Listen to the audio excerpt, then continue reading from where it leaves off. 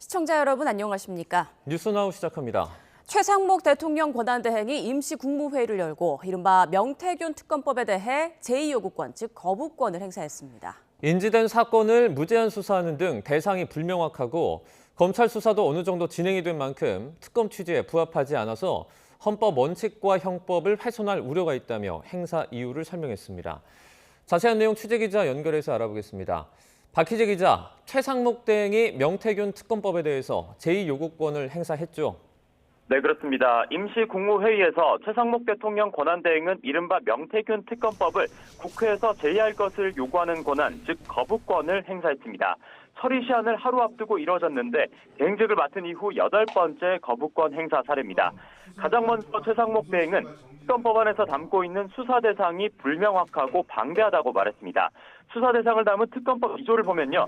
2021년부터 2024년까지 경선과 선거 당시 불법 여론조사 의혹, 그리고 윤석열 대통령 부부가 공천에 개입한 의혹과 함께 관련 수사 도중 인지된 사건을 무제한으로 수사하는 내용이 있는데요. 이 점이 헌법상 법률은 명확해야 한다는 명확성의 원칙, 그리고 비례 원칙을 훼손할 우려가 있다고 설명했습니다. 또 특검법에는 부칙의 법안이 공포되면 수사 종료까지 공소시효를 정지하는 규정이 담겨 있습니다. 최상목 대행은 이 점도 지적하면서 그동안 공소시효 정지 사유를 엄격히 적용해왔던 제도 기본 취지와 또 헌법상 개인 기본권을 침해할 때는 적법한 절차를 거쳐야 한다는 적법 절차주의를 위배할 우려가 있다고 말했습니다. 특별검사 임명을 간주한 것으로 규정한다는 특검법 조항도 언급됐습니다. 법안 3조인데요. 대통령이 대법원장으로부터 특별검사 후보자 2명을 추천받으면 이 가운데 1명을 임명해야 하는데 이를 행하지 않을 경우 이 후보자 중 연장자를 임명한 거로 간주한다는 내용입니다. 이를 두고 최상목 대행은 대통령의 임명권을 실질적으로 침해한다며 헌법상 권력 분리 원칙을 위반할 소지가 있다고 말했습니다. 최상목 대행은 이 같은 내용을 거론하면서 명태균 특검법은 위헌성이 상당하고 형법체계 근간을 훼손할 우려가 있다며 제2요구권 행사가 불가피하다고 말했습니다. 끝으로 검찰에 대해서도 명태균 관련 수사에 대한 국민의 우려를 엄중히 받아들여야 한다며 성역 없이 관련 의혹을 신속하고 공정하게 수사해야 한다고 이를 강력히 촉구하겠다고 밝혔습니다. 지금까지 정부 서울청사에서 YTN 박희재입니다. 이처럼 최상목 권한대행이 명태균 특검법에 대해서 제2요구권을 행사하자 여당은 지극히 당연한 결정이라며 반겼고 야당은 내란 공범을 자인했다며 거세게 반발했습니다. 어제 헌재가 감사원장과 검사 3명의 탄핵안을 기각한 것을 두고도 여진이 계속되고 있는데요. 국회 취재기자 연결합니다. 황보혜경 기자. 이 명태균 특검법이 다시 명태균 특검법이 국회로 돌아오게 됐는데 여야의 입장 자세하게 전해주시죠. 네, 명태균 특검법은 명 씨와 여권 일부 인사의 여론조사 조작 연루 의혹과 윤 대통령 부부 공천 개입 의혹을 수사 대상으로 삼고 있습니다. 처리 시한을 하루 앞두고 이뤄진 제2요구권 행사에 민주당은 즉각 반발했습니다. 박찬대 원내대표는 서울 광화문 광장에서 열린 최고위원회의에서 최상목 대행이 내란 공범임을 인정한 거라고 맹비난했습니다. 직접 들어보시겠습니다. 국회의 권한을 심각하게 침해한 죄값을 반드시 치르게 될 것입니다. 극우 세력의 지지를 얻어 대권주자로 나서는 헛된 꿈을 꾸고 계신 것 아닙니까? 국민의힘 권성동 원내대표는 아침 회의 뒤 기자들과 만나 명태균 특검법은 위헌과 위법 요소가 가득해 제2요구권을 행사한 건 당연하다고 맞받았습니다. 국민의힘 박수민 원내대변인도 YTN과 통화해서 명 씨가 검찰 수사로 이미 재판에 넘겨진 만큼 그 결과를 기다려야 한다며 이제 정쟁이 아닌 민생에 집중해야 한다고 강조했습니다. 이번 거부권 행사로 명태균 특검법은 다시 국회로 돌아와 재표결에 붙여지게 됩니다. 이런 가운데 민주당 진성준 정책위의장은 조금 전 최고위원회의에서 여당이 요구한 국민연금 소득대체율 43% 안을 수용하겠다고 밝혔습니다. 그동안 받는 돈인 소득대체율을 두고 국민의힘은 43%, 민주당은 44%를 주장하며 대립해왔습니다. 민주당은 다만 국민연금 국가보장을 법에 명시하는 것 등을 조건으로 달았고 여당이 요구해온 자동조정 장치는 수용할 수 없다는 뜻을 분명히 했습니다. 이에 국민의힘은 조금 전 야당 결정을 긍정적으로 수용하겠다며 화답했습니다. 다음 주 국정협의회에서 추경과 함께 논의할 수 있게 하겠다면서도 자동조정장치는 추후 연금특위를 구성해 지속해 협의해 나가겠다고 덧붙였습니다. 네, 그리고 어제 헌재가 감사원장과 검사들 탄핵안을 기각한 걸 놓고도 여야 공방이 치열해지고 있죠. 네, 여당은 이로써 민주당의 졸속 탄핵이라는 게 드러났다며 야당을 정조준했습니다. 권성동 원내대표는 아침 회의에서 29번의 탄핵 소추안 모두 직무정지가 목적인 보복성 탄핵이자 이재명 방탄 탄핵이었다고 쏘아붙였습니다. 직접 들어보시겠습니다. 이재명 세력은 줄 탄핵으로 저 없는 사람을 고발하여 징계를 주려고 한 무고죄, 국회 입법 권력을 사적 보복에 동원하여 직무정지시킨 직권남용죄. 이어 헌법을 중대하게 위반해 탄핵받아야 할 대상은 이재명 대표와 민주당이라며 이 대표는 국민 앞에 석고대죄하라고 목소리를 높였습니다. 그러면서 야당은 한덕수 국무총리와 박성재 법무부 장관 탄핵 소추안을 철회하고 일방삭감한 감사원과 검찰 예산도 복원하라고 촉구했습니다. 국민의힘 김대식 원내수석 대변인은 YTN과 통화에서 이번 탄핵 기각이 윤 대통령 탄핵 심판에도 긍정적인 영향을 미칠 거라고 본다며 이 탄핵 반대 여론 확산도 기대하는 모습입니다. 반면 민주당은 헌재가 탄핵 소추권이 남용됐다고 단정할 수 없다고 밝힌 점을 들어 헌재가 탄핵 남발이 아니란 점을 인정한 거라고 거듭 주장했습니다. 박찬대 원내대표는 최고위원회의에서 헌재가 파면에 이를 만큼 중대한 위반은 아니지만 이 탄핵할 만한 사유가 있고 적법하게 이루어졌다는 점을 분명히 한 거라고 밝혔습니다.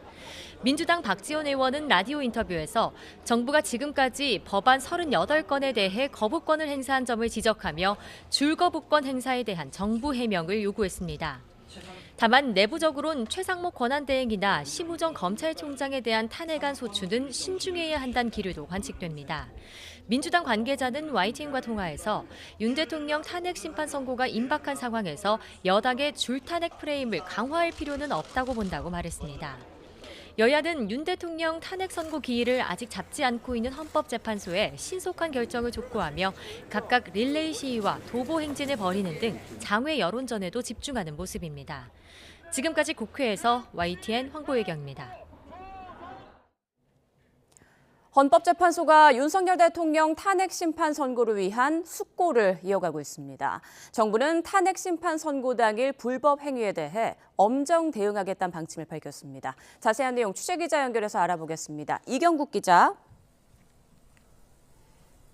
네, 헌법재판소에 나와 있습니다. 네, 윤 대통령 탄핵 심판 선고기일은 아직 정해지지 않은 거죠?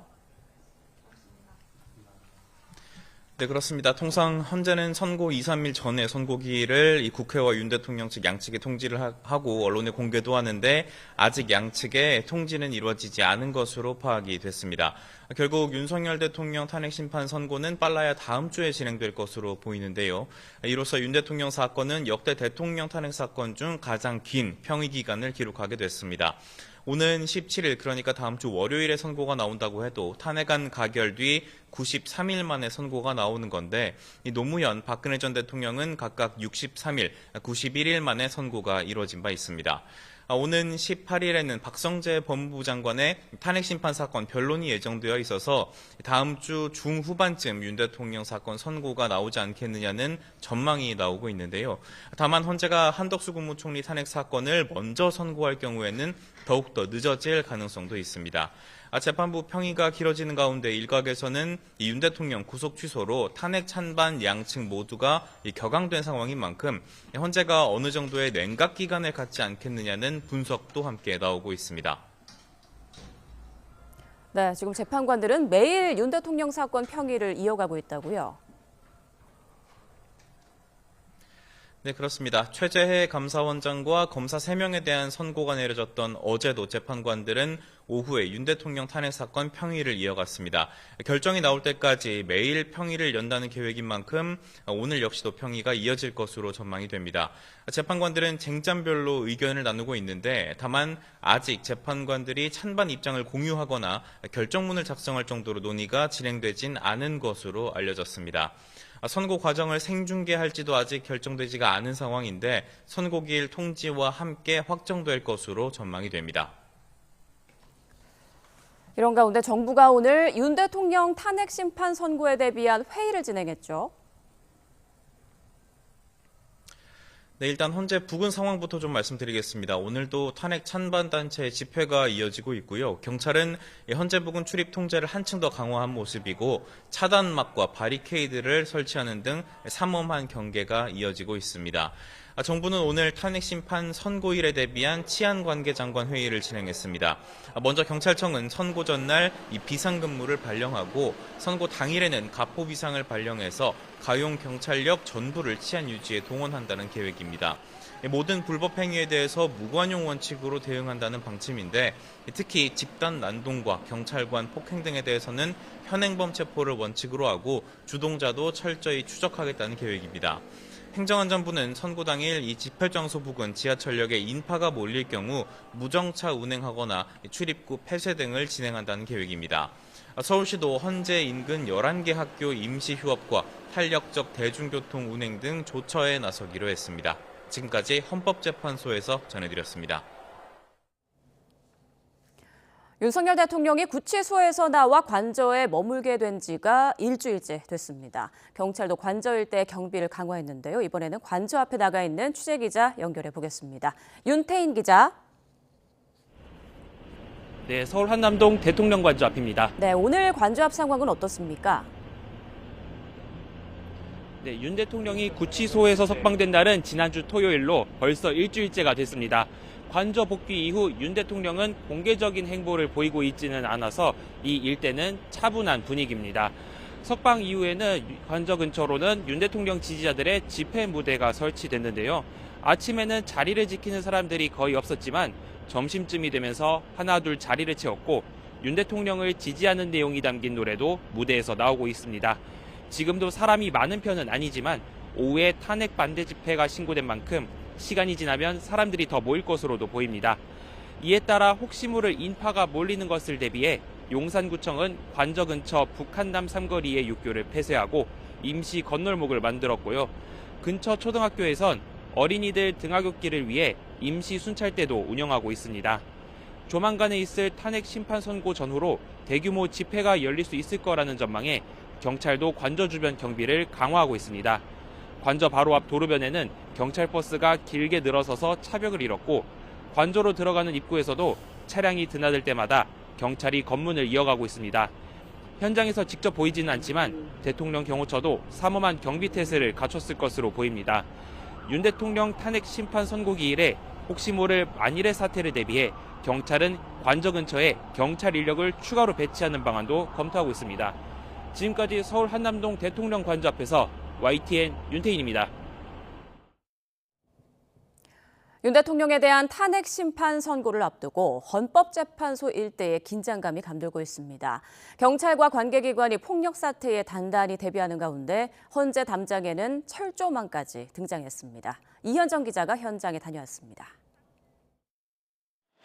윤석열 대통령 탄핵 심판 선고가 임박하자 경찰은 헌법재판소 반경 100m 이내를 완전히 비우는 이른바 진공 상태로 만드는 작업에 돌입했습니다. 인근 상가에는 입간판과 화분, 유리병 등 무기가 될 수 있는 건 모두 치워달라는 권고가 내려졌습니다. 요구해서 이런 거 앞에 이런 거 치우기도 했는데 그때 한번 쓰러진 적 있어가지고 또 조금 이상하면 바로 다 그려놓고 그래요. 여기 물이 막 흔들거든요. 원래는 한 번 같아가지고 저는 밖에 내가거든요. 그러니까 다 안으로 치우거든요. 경찰은 또 탄핵 심판 선고 당일 헌재 인근을 포함해 서울 도심의 고층 건물 옥상 출입을 통제하는 방안도 추진하고 있습니다. 물건을 집어던지는 등 위험한 상황을 막기 위해서입니다. 이뿐 아니라 선고 당일 헌재 근처의 공사장과 구유소를 폐쇄하는 방안도 검토하고 있습니다. 흥분한 시위대가 기름이나 연장을 탈취해 불을 지르거나 폭력을 행사할 가능성을 사전에 차단하려는 겁니다. 연장도 많고 저기 하잖아요. 위험 저기 하는 게 많잖아요. 아마 군사 중지적이 내려올 것 같은데. 경복궁 등 헌재 인근 문화유산에도 비상이 걸렸습니다. 종로구청은 운현궁의 경우 시위대가 훼손할 불상사에 대비해 문을 아예 걸어 잠그기로 했습니다. 경찰에서 노력을 많이 하시는 것 같아요. 지금 뭐 서구시위고 폭풍 이후에 무슨 일이 일어날지 예측이 불가능하잖아요.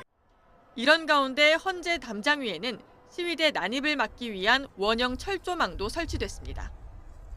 폭풍 전야 분위기 속 캡사이신과 장봉 사용 훈련까지 마친 경찰은 만일의 사태를 막기 위해 만전을 기하고 있습니다. YTN 이현정입니다. 트럼프 미국 대통령은 관세 보복에는 더 큰 보복으로 응징하겠다며 유럽산 와인에 200% 관세를 경고했습니다. 관세 협의를 위해서 미국을 찾은 통상교섭 본부장은 미국의 채점 기준을 파악해 협상에 나서겠다고 밝혔습니다. 워싱턴에서 권준기 특파원입니다.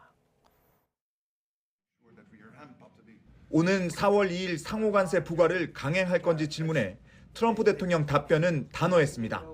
We've been ripped off for years, and we're not going to be ripped off anymore. No, I'm not going to bend at all. Aluminum or steel or cars, we're not going to bend. 관세 전쟁으로 미국 경제도 피해를 입을 거란 지적에도 결국 승자는 미국이 될 거란 확신을 굽히지 않았습니다. They're going to be so much richer than they are. Trillions of dollars is being invested in the United States now that would have never. Our country could have failed. Another 4 years of this. 트럼프 대통령은 보복 관세에는 더 큰 보복으로 맞대응하겠다는 뜻을 분명히 했습니다. 유럽이 미국산 위스키에 부과하기로 한 50% 관세를 철회하지 않으면 유럽산 와인에 200% 관세를 매기겠다고 경고했습니다. 트럼프 대통령의 관세 전쟁 강행 의지에 뉴욕 증시는 일제히 하락했습니다. 반면 금값은 안전자산 선호 심리에 사상 최고치를 기록했습니다. 미국의 상호관세 발표를 앞두고 정인교 통상교섭본부장은 워싱턴을 찾았습니다. 한국이 최고의 경제안보 협력 파트너라는 점을 내세워 관세 부과에서 호혜적 조치를 요청하고 미국의 채점 기준을 파악해 상호관세 피해를 최소화하겠다고 강조했습니다. 우리가 시험으로 친다면은 채점 기준이 나름대로 갖고 있지 않겠습니까? 그 채점 기준을 우선 파악을 해야 되고 그 기준에 맞게 우리가 또 고칠 거는 빨리 고쳐야 되고. 한국도 유럽처럼 보복 관세로 대응할 수 있을지 질문에 정 본부장은 현재 입장에선 명확한 답변을 할 수 없다고 답했습니다. 워싱턴에서 YTN 권준기입니다. 뉴욕 증시가 급락한 가운데 우리 증시도 경계감 속에 혼조세로 출발했습니다. 코스피는 0.33% 내린 2,565.18로 코스닥 지수는 0.13% 오른 723.75로 개장을 했습니다. 외국인과 기관이 코스피 시장에서는 순매도를, 코스닥 시장에서는 순매수를 하고 있습니다. 뉴욕 증시 급락 영향에 원달러 환율은 0.2원이 오른 1,454원으로 출발을 했습니다. 글로벌 관세 전쟁이 격화될 조짐을 보이면서 안전자산 선호 심리가 작용한 것으로 보입니다. 최상목 대통령 권한대행은 최근 금융 외환 시장은 미국의 관세 부과와 상대국의 대응, 미국의 경기 둔화 우려 부각 등으로 대외 불확실성이 큰 상이라고 평가했습니다. 최상목 권한대행은 오늘 아침 한국은행 총재, 금융위원장, 금융감독원장이 참석한 가운데 거시경제 금융현안 간담회를 주재했습니다. 최 대행은 다음 주 미국 연준 연방공개시장위원회, 일본은행 금융정책결정회의 등 주요국의 통화정책 결정이 예정돼 있는 만큼 관계기관 간의 긴밀한 공조하에 글로벌 경기 및 금융시장 동향에 대해 24시간 점검 체계를 유지할 것을 지시했습니다. 홈플러스가 신용등급 하락 사실을 갑자기 통보받고 기업 회생을 신청했다는 기존의 해명과는 달리 사전에 이미 등급 하락 사실을 알고도 800억 원이 넘는 전자단기사채를 발행한 것으로 드러났습니다. 이복현 금융감독원장은 홈플러스 납품업체는 물론 개인 투자자들로까지 피해가 번지는 상황에서 금감원의 직접 검사가 불가피한 상황이라고 밝히고 검사에 착수했습니다. 류완홍 기자입니다. 홈플러스는 지난 4일 기습적으로 법원에 기업 회생을 신청하면서 갑자기 신용등급이 하락해 단기자금 이슈가 발생할 가능성이 있다는 점을 사유로 꼽았습니다. 그러나 홈플러스는 보도자료를 통해 기업 회생 신청 7일 전 신용등급이 하락할 수 있다는 1차 통보를 받았었다고 해명했습니다. 지난달 25일 1차 통보를 받고 다음 날 재심을 청구했지만 이틀 후 28일에 신용등급 하락 최종 통보를 받았습니다. 그런데 1차 통보를 받은 지난달 25일 홈플러스는 마지막으로 전자단기사채, 즉 전단체 820억 원어치를 발행했습니다. 즉 투자자들이 피해를 볼 수 있다는 점을 알 수 있었다는 말입니다. 홈플러스 전단체 발행 주관사 중 하나인 신영증권은 사전에 신용등급 하락 사실을 알고도 사채를 발행해 투자자에게 손실을 떠넘겼다면 형사고발을 검토할 수 있다는 입장입니다. 홈플러스 대주주인 MBK 파트너스를 향한 비난도 거세지고 있습니다. 2015년 5천억 원을 투자한 후 수억 원의 운용보수를 챙긴 사실을 들어 김병주 회장이 사죄를 출연해서라도 홈플러스 사태에 책임 있는 자세를 보여야 한다는 주장도 나오고 있습니다. 홈플러스 전단체를 산 개인 투자자 20여 명은 비상대책위원회를 결성해 홈플러스와 증권사를 믿고 투자했는데 피해를 보게 됐다며 상거래 채권으로 분류해 변제해 줄 것을 촉구했습니다. 사태가 심각해지자 이복현 금융감독원장은 홈플러스 피해 이슈에 대한 검사가 불가피하다고 밝혔습니다. 아마도 최소한의 범위 내에서의 검사는 불가피하지 않나 이렇게 생각을 하고 있어서 이번 주 중으로 한번 그 계획을 좀 짜서 우리 금융위원장께서 좀 보고를 드리고 어쨌든 지침을 좀 받아갖고 한번. 금감원은 이 원장 발언 후 홈플러스 기업 어음과 전단체 인수증권사인 신영증권을 비롯해 신용평가사 두 곳에 대해 검사에 착수했습니다. YTN 유환홍입니다. 카드사들이 홈플러스 상품권 결제를 줄줄이 중단하면서 홈플러스 상품권의 카드 결제가 막혔습니다. 우리카드와 하나카드, 롯데카드, BC카드, NH농협카드는 어제부터 홈플러스 상품권 구매와 충전에 대한 결제 승인을 중단했습니다. 이에 앞서 신한과 삼성카드는 지난주부터, KB국민과 현대카드는 그제부터 홈플러스 상품권 결제를 중단했습니다. 카드사들은 홈플러스 상품권의 제휴사 사용이 중단이 된 상황에서 고객 피해를 예방하기 위해 상품권 결제를 중단하고 있습니다. 카카오 역시 이번 주말부터 홈플러스 상품권 판매를 중단합니다. 카카오는 이르면 내일부터 카카오톡 선물하기에서 홈플러스 상품권 판매를 중단할 방침이라고 밝혔습니다. 카카오 측은 공급사와 일정을 확인 중으로 이번 주말 판매를 중단할 예정이라고 설명했습니다. 경기 부천시에서 음주 교통사고를 내고 도주한 50대 여성이 경찰에 붙잡혔습니다. 부산에 있는 아파트에선 전동 휠체어 화재로 주민 11명이 연기를 마셔 병원으로 옮겨졌습니다. 사건 사고 소식 이준엽 기자가 정리했습니다. 거꾸로 뒤집힌 승용차가 길 위에 누워 있습니다. 어제 오후 6시 20분쯤 경기 부천시 신중동역 인근에서 승용차가 단독 사고를 냈습니다. 차가요 혼자 부딪히고 고가 그 밑에 시작하는 그 보도블록 같은 데 부딪혀서 혼자 뒤집어진 거예요. 그 바로 앞에 상가 입구로 도망가가지고. 운전자인 50대 여성은 도주했다가 인근 상가에서 붙잡혔고 음주 측정 결과 면허 취소 수치가 나왔습니다. 경찰은 여성을 음주운전으로 입건하고 자세한 사고 경위를 조사하고 있습니다. 곳곳이 검게 그을린 아파트 복도에 휠체어는 앙상한 뼈대만 남았습니다. 어제 저녁 7시쯤 부산 명지동에 있는 아파트 2층 복도에서 불이 나 40분 만에 진화됐습니다. 분리수거하고 돌아오는데 베란다 밖으로 살려달라고 할머니하고 할아버지, 애기들하고 막 소리를 지르더라고요. 이 불로 주민 21명이 연기를 마셨고 이 가운데 11명은 병원으로 옮겨졌습니다. 소방당국은 복도에 세워져 있던 전동 휠체어 배터리에서 불이 시작된 것으로 보고 있습니다. 어젯밤 9시 40분쯤에는 광주 봉선동에 있는 야산에서 불이 나 30분 만에 꺼졌습니다. 이에 앞서 어제 저녁 8시 50분쯤에는 경기 수원시 아주대학교 병원 로비에서 경비원에게 흉기를 휘두른 30대 여성이 현행범으로 체포됐습니다. 피해자는 팔과 이마 등을 다쳤고 생명에 지장이 없는 것으로 파악됐습니다. YTN 이준엽입니다.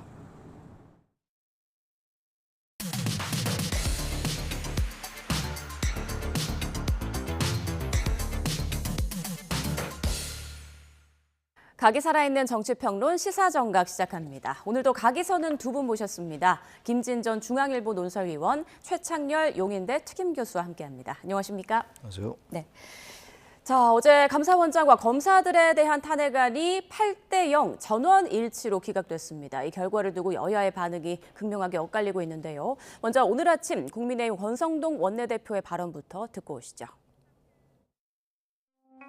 법리는 묻지도 따지지도 않고 오로지 장기간 직무정지를 목적으로 남발된 29번의 탄핵 소추는 모두 국정 파괴 보복 탄핵이자 이재명 방탄 졸속 탄핵이었다는 것이 여실히 드러났습니다. 헌법을 중대하게 위반하여 탄핵받아야 할 대상은 감사원장과 검사들이 아니라 이재명 대표와 민주당인 것입니다. 이재명 대표는 29번의 줄 탄핵에 대해 잘못을 시인했습니다. 반성의 진정성이 있다면 이재명 대표가 해야 할 일은 세 가지입니다. 첫째, 정략적 탄핵 남발을 포함한 민주당의 입법 독재에 대해 국민 앞에 석고대죄하십시오. 둘째, 한덕수 총리, 박성재 법무장관 탄핵도 기각이 뻔하니 국정혼란 수습을 위해 탄핵 소추를 철회하십시오. 마지막으로 작년 말 민주당이 탄핵에 이어 2차 보복 차원에서 일방삭감 처리한 감사원 핵심 예산 60억 원, 검찰 핵심 예산 587억 원을 복원하십시오. 윤석열 정부 들어 지금까지 국회가 추진한 탄핵안은 모두 29건, 그중에 8번이 기각이 됐습니다. 국민의힘은 이제 탄핵받아야 할 대상은 민주당과 이재명 대표다 이렇게 직격했는데요. 최 교수님 좀 어떻게 들으셨습니까? 민주당이 탄핵 소추를 추진한 게 29개죠. 예. 의결된 게 29개가 아니라 맞습니다. 자꾸 탄핵이 29건 했다고 하는데 13건 중에서 지금 8건이 기각이 됐어요. 말씀하신 것처럼 어제 4건이 또 기각이 됐고 앞으로 이제 5건이 남았습니다. 민주당의 탄핵이 상당히 전 무리했다라고 봐요. 그리고 탄핵 숫자가 너무 많아요. 일단 물리적으로 말이죠. 그러니까 당연히 이제 그런 비판을 받는 거고 이재명 대표도 잘했다는 건 아니다. 이런 말씀을 했어요. 이런 걸 봐서는 아무튼 탄핵 소추가 좀 무리한 면이 분명히 있습니다. 그래서 정치적으로 비판받아도 할 말이 별로 없게 됐어요. 그런데 이제 이따 말씀 나누겠습니다만. 이 탄핵이 완전히 다 기각 사유가 아니다. 이제 말하자면은 이게 이 탄핵 소추의 주요 목적을 얘기를 했어요. 탄핵 소추의 주요 목적이 법적 책임을 추궁하고 비슷한 위반 행위를 예방하고 따라서 헌법을 수호하기 위한 것이다라고 얘기하면서 그러면서 이제 설령 부수적으로 정치적 목적이 있다 하더라도 이 탄핵 소추권을 남용한 것은 아니다. 이런 얘기를 했어요. 그리고 부적법한 것은 아니다. 이 말로 해서 그리고 또 하나가 이제 전현희 전 위원장에 대한 표적 감사는 없었다. 대통령 관저 이전에 대한 부시 감사 역시 위법 아니다. 이런 이유로 이제 탄핵이 기각된 거 아니겠어요? 그럼에도 불구하고 몇 개의 위법을 지적하긴 했어요. 이제 그러니까 이제 민주당으로서는 사과하지 않겠다 이런 얘기입니다만 지금 국민의힘의 지금 권성동 원내대표 얘기가 탄핵 받아야 할 대상은 이재명과 민주당이다 이런 얘기를 했는데. 그럼 그렇다고 해서 지금 탄핵을 받을 건 아닌 거죠. 탄핵이 정치적으로 볼 때 아무리 봐도 좀 무리한 면이 있다 이런 얘기예요. 8번 기각됐으니까 뭐라고 해도 뭐 할 말이 없죠. 그럼에도 불구하고 이게 나름대로 국회에 주어진 탄핵권을 행사한 것이니까 이게 남용은 아니다라고 판시를 했기 때문에 이 말은 좀 과하다. 이재명과 민주당이 탄핵 받아야 한다. 이 얘기는 국민의힘이 사실은 지금 돌아봐야 돼요. 지금 윤석열 대통령의 탄핵 심판의 결과가 어떻게 나올지 모르겠습니다만 이 상황 속에서 이건 국민의힘이 할 얘기는 아닌 거죠. 설령 탄핵이 기각됐다 해서 민주당이 비판받을 점이 있다 해서 이렇게 탄핵 받아야 할 대상은 이재명 대표와 민주당이다. 이 말은 좀 과했다. 물론 정치적 레토릭이니까 할 수 있는 말입니다만 이거는 국민의힘도 상당히 스스로 돌아봐야 되지 않을까 그런 생각을 합니다. 네, 그럼 이 발언은 어떨까요? 오늘 아침 박범계 의원이 헌법 절차에 따라서 한 거기 때문에 탄핵은 평화로운 것이다 이렇게 말을 했습니다. 국회의원에 대한 탄핵 제도가 있으면 이재명 대표와 박찬대 원내대표는 그리고 이 정청래 법사위원장은 탄핵돼야죠. 국회의원에 대한 탄핵 제도가 있다면 8대0 아닙니까? 8대0 비유하자면 검사가 8번 기소를 했는데 8번 전부 다 무죄 판결을 받아버린 거란 말입니다. 그러면 그런 검사는 옷을 벗어야 됩니다. 실제적으로도 옷을 벗을 겁니다. 자신이 이제 초임 검사가 돼서 8번 기소를 했는데 8번 무죄 판결을 받아내면 자신이 실력이 없고 무리한 기소를 했다라는 것을 증명하는 거 아니에요. 당연히 옷을 벗어야 됩니다. 그리고 헌법재판소는 대단히 이 헌법재판과 정치재판을 하는 곳이기 때문에 헌법재판소가 대단히 정치적이에요. 아니 본질적으로 그렇게 할 수밖에 없습니다. 그래서 최근에 4건을 기각을 하면서 뭐 전에도 그랬습니다만은 저런 식으로 이제 탄핵 소추권 남용이 아니다라고 슬쩍 문장을 집어넣어 놨는데 누가 봐도 전부 29건을 발의를 해서 16건은 폐기 내지는 철회를 하고 13건을 의결을 해서 그 중에서 8건을 이제 기각을 당하고 그리고 나머지 5건도 이제 한덕수, 박성재 등등 기각이 될 가능성이 높은데 아니 그렇다면 그것이 어떻게 탄핵 소추권의 남용이 안 됩니까? 헌법재판소는 뭐 당연히 적법한 절차를 거쳐서 국회에서 의결을 했다. 두 번째 이유는 그러니까 피청구인 탄핵 소추를 당한 사람들이 헌법과 법률을 위반한 그런 혐의가 소추 과정에서 일정 부분 소명됐다라고 주장을 하는데 뭐 첫 번째 주장은 맞아요. 아니 모든 것이 적법한 절차를 거쳤기 때문에 헌법재판소 테이블 위에 올려진 거 아닙니까? 예. 그런데 헌법과 법률에 위반된 혐의가 어느 정도 소명됐기 때문에 남용이 아니라면 어느 정도 소명이 됐는데 왜 그러면 헌법재판소에서 기각을 합니까? 그리고 그것도 8대 0으로 어느 정도 소명이 됐으면 7대 1이나 6대 2이나 이런 식으로 해서 기각을 해야죠. 8대 0 만장일치로 자신들이 기각을 해놓고 어느 정도 소명이 돼서 탄핵 소추권 남용이 아니다. 이것을 이해할 수 있는 논리적 근거가 그게 제대로 됩니까? 이해할 수 있는 국민들이 얼마나 됩니까? 대단히 헌법재판소가 정치적인 문장을 끼워 넣어놨다.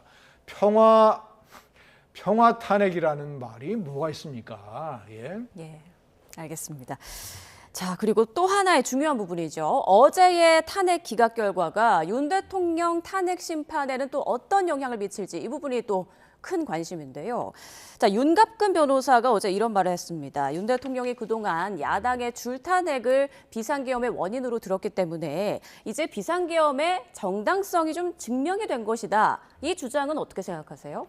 그러니까 지금 제가 말씀드린 게 여러 가지 이제 비상계엄의 이유가 있잖아요. 국민의힘이나 윤 대통령 측이 이제 주장하는 게 여러 가지 있는데 그 중에서 이제 줄탄핵, 이제 국정을 마비했다 이런 거 얘기해요. 그런데 지금 보세요. 그러니까 지금 탄핵이 줄줄이 기각됐으니까 그 말은 일단 외관적으로 맞는 것 같아요. 근데 그래서 제가 아까 이 말을 일부러 예를 들은 거예요. 네. 그러니까 헌재가 말이죠. 이 탄핵 소추권 남용이라고 볼 수 없다. 그리고 부적법한 것은 아니다라고 이제 얘기를 했단 말이에요. 명문화했어요. 그리고 또 하나 얘기한 게 탄핵 소추의 주요 목적은 헌법을 수호하기 위한 것이다. 이런 말을 했어요. 그러니까 진짜 이 말을 하는 의도가 좀 있는 것 같아요. 그러니까 줄탄핵이 이 탄핵이라는 게 지금 어쨌든 그 국정을 마비시키고 헌정 질서를 굉장히 어렵게 하고 이러한 것들을 이제 국가 비상사태로 인식해서 비상계엄을 선포했다 이런 논리를 많이 폈기 때문에 윤 대통령 측이나 윤 대통령에서 말이죠. 그래서 이 문장을 미리 넣음으로써 이 탄핵이 결코 윤 대통령에 대한 이 탄핵 심판에서 기각 사유가 아니다라는 거를 어떤 밑자락에 깔고 있는 게 아닌지 이건 해석을 제가 그렇게 하는 거예요. 그렇지 않으면 이게 굳이 상당히 길게 썼어요. 이 얘기를. 단순하게 지나가는 말을 쓴 게 아니거든요. 아주 굉장히 명시로 썼다고요. 탄핵 소추의 목적은 법적 책임을 추구하는 것이다. 그리고 비슷한 위반 행위를 예방하고 헌법을 수호하기 위한 것이다. 이게 이 지금 윤 대통령 탄핵에 적용시킬 수 있는 말이라고 보는 겁니다. 미리 이러한 그 나름의 헌재의 기본 어떤 그 논리를 예시하는 것은 아니지. 그런 면에서 볼 때 윤갑근 변호사의 저 말씀은 제가 말씀드린 이 논리에 의한다면 저 얘기는 타당하지 않다. 논리적으로. 네. 이에 대해서 김 의원님 의견도 좀 들어볼게요. 그러니까 최 교수님의 의견, 생각은 어제 헌재 결정문에서 국회의 소추권 남용이라고 볼 만한 사정은 없다. 이런 부분이 적시가 돼 있었기 때문에 비상계엄의 정당성이 어제 결과로 증명됐다고 보기 어렵다. 이런 말씀이시거든요. 이제 국민의힘에서는 그것이 이제 비상계엄의 정당성이라고 주장을 할 만하고 또 주장을 해야 되는 입장이죠. 탄핵 소추권이 분명히 남발이 됐고 29건이나 발의가 됐었고 8대 0이라는 기각의 결정이 나왔고 이것은 명백한 야당의 탄핵 남용이고 그리고 윤석열 대통령이 얘기한 것처럼 야당의 폐악질이라고 하는 표현을 들어도 마땅한 야당이 국정을 상당 부분 훼손시킨 그런 잘못된 과반수 일종의 폭주입니다. 그것조차 부인을 해서는 아니 되는 것이고요. 그러나 그렇다고 해서 법률적으로 이것이 윤석열 대통령의 탄핵 기각으로 연결이 될 수 있겠는가? 그 점은 우리가 이제 냉정하게 살펴봐야 되는데 거듭 말씀드리지만 헌법재판소는 대단히 정치적인 고려를 하는 재판부예요. 헌법재판이고 대통령이 자격이 있느냐 여부를 따지는 그런 재판부이기 때문에 정치적인 고려를 할 수밖에 없어요. 저를 포함을 해서 많은 사람들이 예상을 했지만 감사원장과 검사 3인의 탄핵 소추는 기각이 될 것이 거의 100% 확실했어요. 당연한 걸로 보여졌습니다. 제가 주목을 하는 것은 4대 0으로 기각이 된 것이 더 중요한 게 아니라 왜 윤석열 대통령에 대한 탄핵 선고에 앞서서 저 4인에 대한 탄핵 선고를 했느냐. 왜냐하면 헌재가 윤 대통령에 대한 탄핵 심판을 최우선적으로 고려하겠다라고 발표를 했었어요. 그랬었죠. 그러면 4인에 대한 심판 선고를 윤 대통령 선고 이후에 해야 됩니다. 그런데 왜 일부러 땡겨서 윤 대통령 선거는 늦추면서 했느냐. 두 가지 아주 중요한 고려가 있다고 저는 봅니다. 첫째는 자, 우리들이 8명이 이념적으로 편향이 됐고 그것을 문제 삼는 비판을 많이 받고 있지만 우리가 명백한 사안에 대해서는 이념적 편향 이런 게 아니라 좌우를 떠나서 8대 0으로 만장일치로 우리가 결정을 내린다. 기각을 한다. 아예 처음부터 잘못된 것은 이렇게 8대 0으로 완벽하게 기각을 한다라는 것을 보여주는 게 첫 번째 목적이고 두 번째는 이렇게 먼저 슬쩍 이런 4대 0 기각을 내림으로써 윤 대통령 탄핵이 기각이 돼야 된다라고 주장을 하는 강경 보수 윤 대통령 지지자들 그리고 국민의힘 이런 세력에게 일종의 뭐랄까 일종의 사전 달래기용으로 일부러 선고를 땡긴 것이라고 저는 봅니다.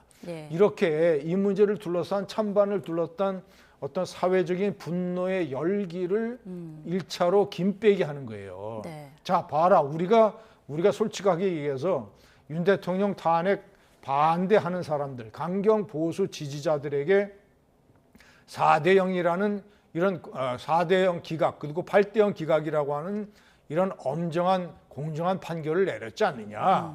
그러니까 일단 당신들도 우리를 믿어라 라고 해놓고 그리고 실질적으로 탄핵 선고 때는 저 비상계엄이 당연하다 이런 논리는 별로 받아들이지 않을 것 같습니다. 네, 같은 맥락에서 지금 대통령의 탄핵 심판 선고 기일이 나오지 않는 그 이유가 지금 재판관들이 전원일치 의견으로 좀 모으기 위해서 갈등을 줄이기 위해서 전원일치 의견이 나올 때까지 좀 평의를 이어가느라 늦어지는 거 아니냐 이런 분석도 있더라고요. 여러 그 평가와 분석이 있어요. 여러 전망이 있는데 일단 가장 이제 기본적으로는 일단 기존의 사건들이 많으니까 그러니까 아무래도 늦을 수밖에 없죠. 박근혜 전 대통령 탄핵의 경우에는 그 전으로 그 사건이 없었어요. 탄핵 사건이. 근데 이번에 좀 탄핵 사건이 워낙 많잖아요. 지금 어제도 4명이나 있었고 여러 가지 사건이 있기 때문에 게다가 한덕수 총리도 지금 남아 있고 말이죠. 박성재 장관은 다음 주 화요일로 심리가 잡혀 있는 겁니다. 변론기일이에요. 그거는 선고는 아니고.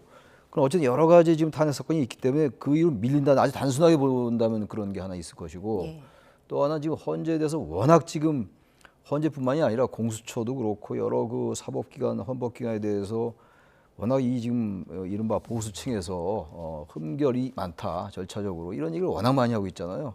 게다가 최근에 윤 대통령의 그 구속 취소가 인용됐고 말이죠. 결국 석방됐고 여러 가지를 고려 안 하지는 않을 거예요. 그러니까 정치 재판이라고도 많이들 얘기하는데 뭐 100% 정치 재판이겠어요. 정치적인 여러 가지 고려를 한다는 얘기겠죠. 헌법과 법률과 논거와 증거에 따라 하겠죠. 더더욱 이제 탄핵이라는 걸.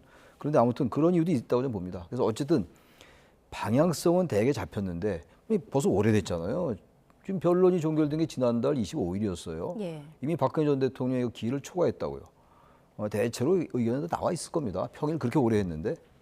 다행히 마지막이라도 절차의 문제에서 나중에 탄핵이 인용되든 기각되든 마지막이라도 이 절차의 흠결을 만약에 지적당하면 이게 엄청난 파국으로 갈 수 있다라는 고려를 하는 거라고 봐요. 그래서 마지막까지 그 하나하나 문장 하나하나를 일일이 이제 그 살피는 게 아니냐 그런 생각도 들어요. 네. 그런 생각도 들고 또 하나가 지금 아까 말씀하신 것처럼 여러 가지 지금 이 정치적인 고려가 없을 수가 없겠죠.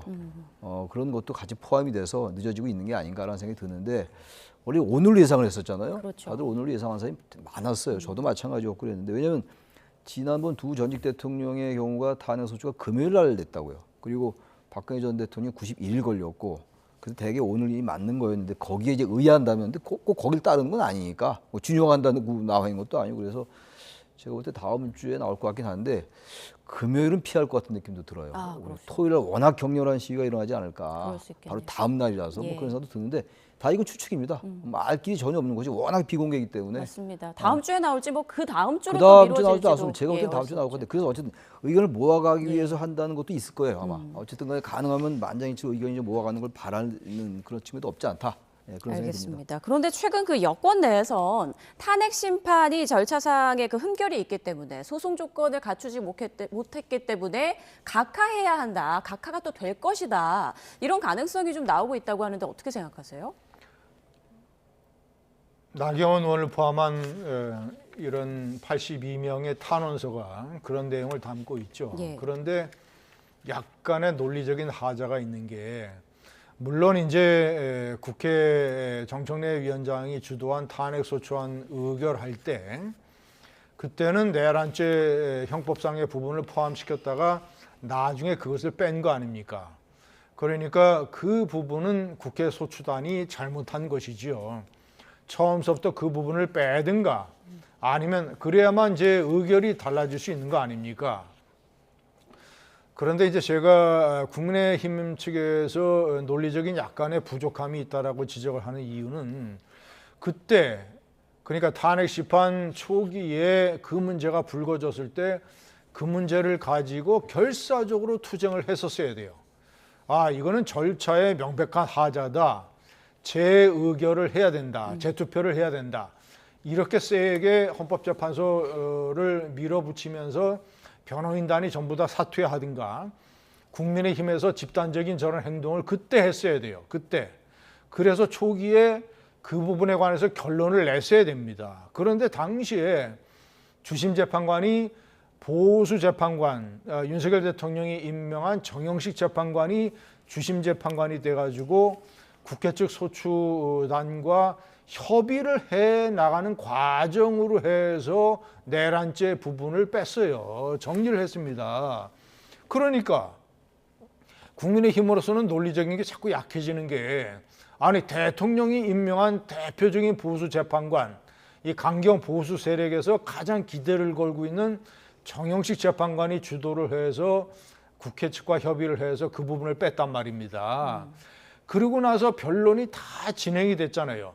윤석열 대통령이 8차례나 그 변론에 이제 참여를 해서 본인이 주장을 하고 또 이제 증거 조사도 하고 그 변론 과정, 재판 과정이 다 이제 국민들에게 거의 생중계되다시피 해서 평일을 다 맞추고 이제 내주에 선고를 하느냐 마냐 하는데 이제 와서 절차적인 문제를 들어서 각하라고 한다면 제가 봤을 때는 국민의힘이 전략 미스다. 각하라고 주장을 하면 안 되고 계속 윤 대통령을 기각해야 된다. 탄핵을. 이런 주장을 세게 해야지 기각이냐 아니면 절차상 문제로 원초적인 각하냐. 저는 초점이 흐려졌다고 봅니다. 네, 그럼 짧게 두 분 선거 결과 어떻게 예상하시는지 좀 들어볼까요? 선거 결과 예. 저는 윤석열 대통령이 파면될 걸로 봅니다. 네, 알겠습니다. 최 교수님께서는 어떻게 예상하세요? 저는 8대 0으로 인용될 것이다. 네, 두 분 결과는 같은 또 예상을 해주셨는데요. 자, 일단 여당 내 다수의 의원이 대통령의 탄핵 반대를 외치고 있는 상황인데 유일하게 탄핵 반대 찬성의 목소리를 높이는 의원이 있습니다. 바로 김상욱 의원입니다. 최근 이 대통령 탄핵 발언과 관련해서 논란이 되자 여당 의원들 사이에서 김상욱 의원에 대한 불만의 목소리가 나오고 있고요. 자, 논란의 발언과 여당 내 반응까지 이어서 듣고 오겠습니다. 저는 탄핵이 반드시 되어야 된다는 생각이고요. 탄핵 안 되면 당장 저도 어떡하죠? 일단 만에 하나라도 탄핵 기각이 된다면 저는 국회에서 죽을 때까지 단식 투쟁 들어갈 겁니다. 노코멘트 하겠습니다. 이제 김상욱 의원은 김상욱 의원의 발언과 행동에 대해서는 저도 포기했습니다. 저 관심이 없습니다. 그 친구한테. 표현하는 과정에 기각되면 죽을 때까지 단식하겠다 이런 것은 당의 그러니까 진영에 서 있는 정치인으로서는 너무 과한 발언 아닌가. 그리고 많은 당원들과 국회의원들이 좀 여기에 대해서 실망한 부분이 있어서 김상욱 의원의 뜻은 존중합니다만 그 표현하는 데 있어서는 좀 지혜롭게 하실 필요가 있지 않나 개인적으로 생각됩니다. 탄핵이 기각되면 죽을 때까지 단식을 하겠다. 국민의힘 김상욱 의원이 한 발언인데 어떻게 들으셨습니까?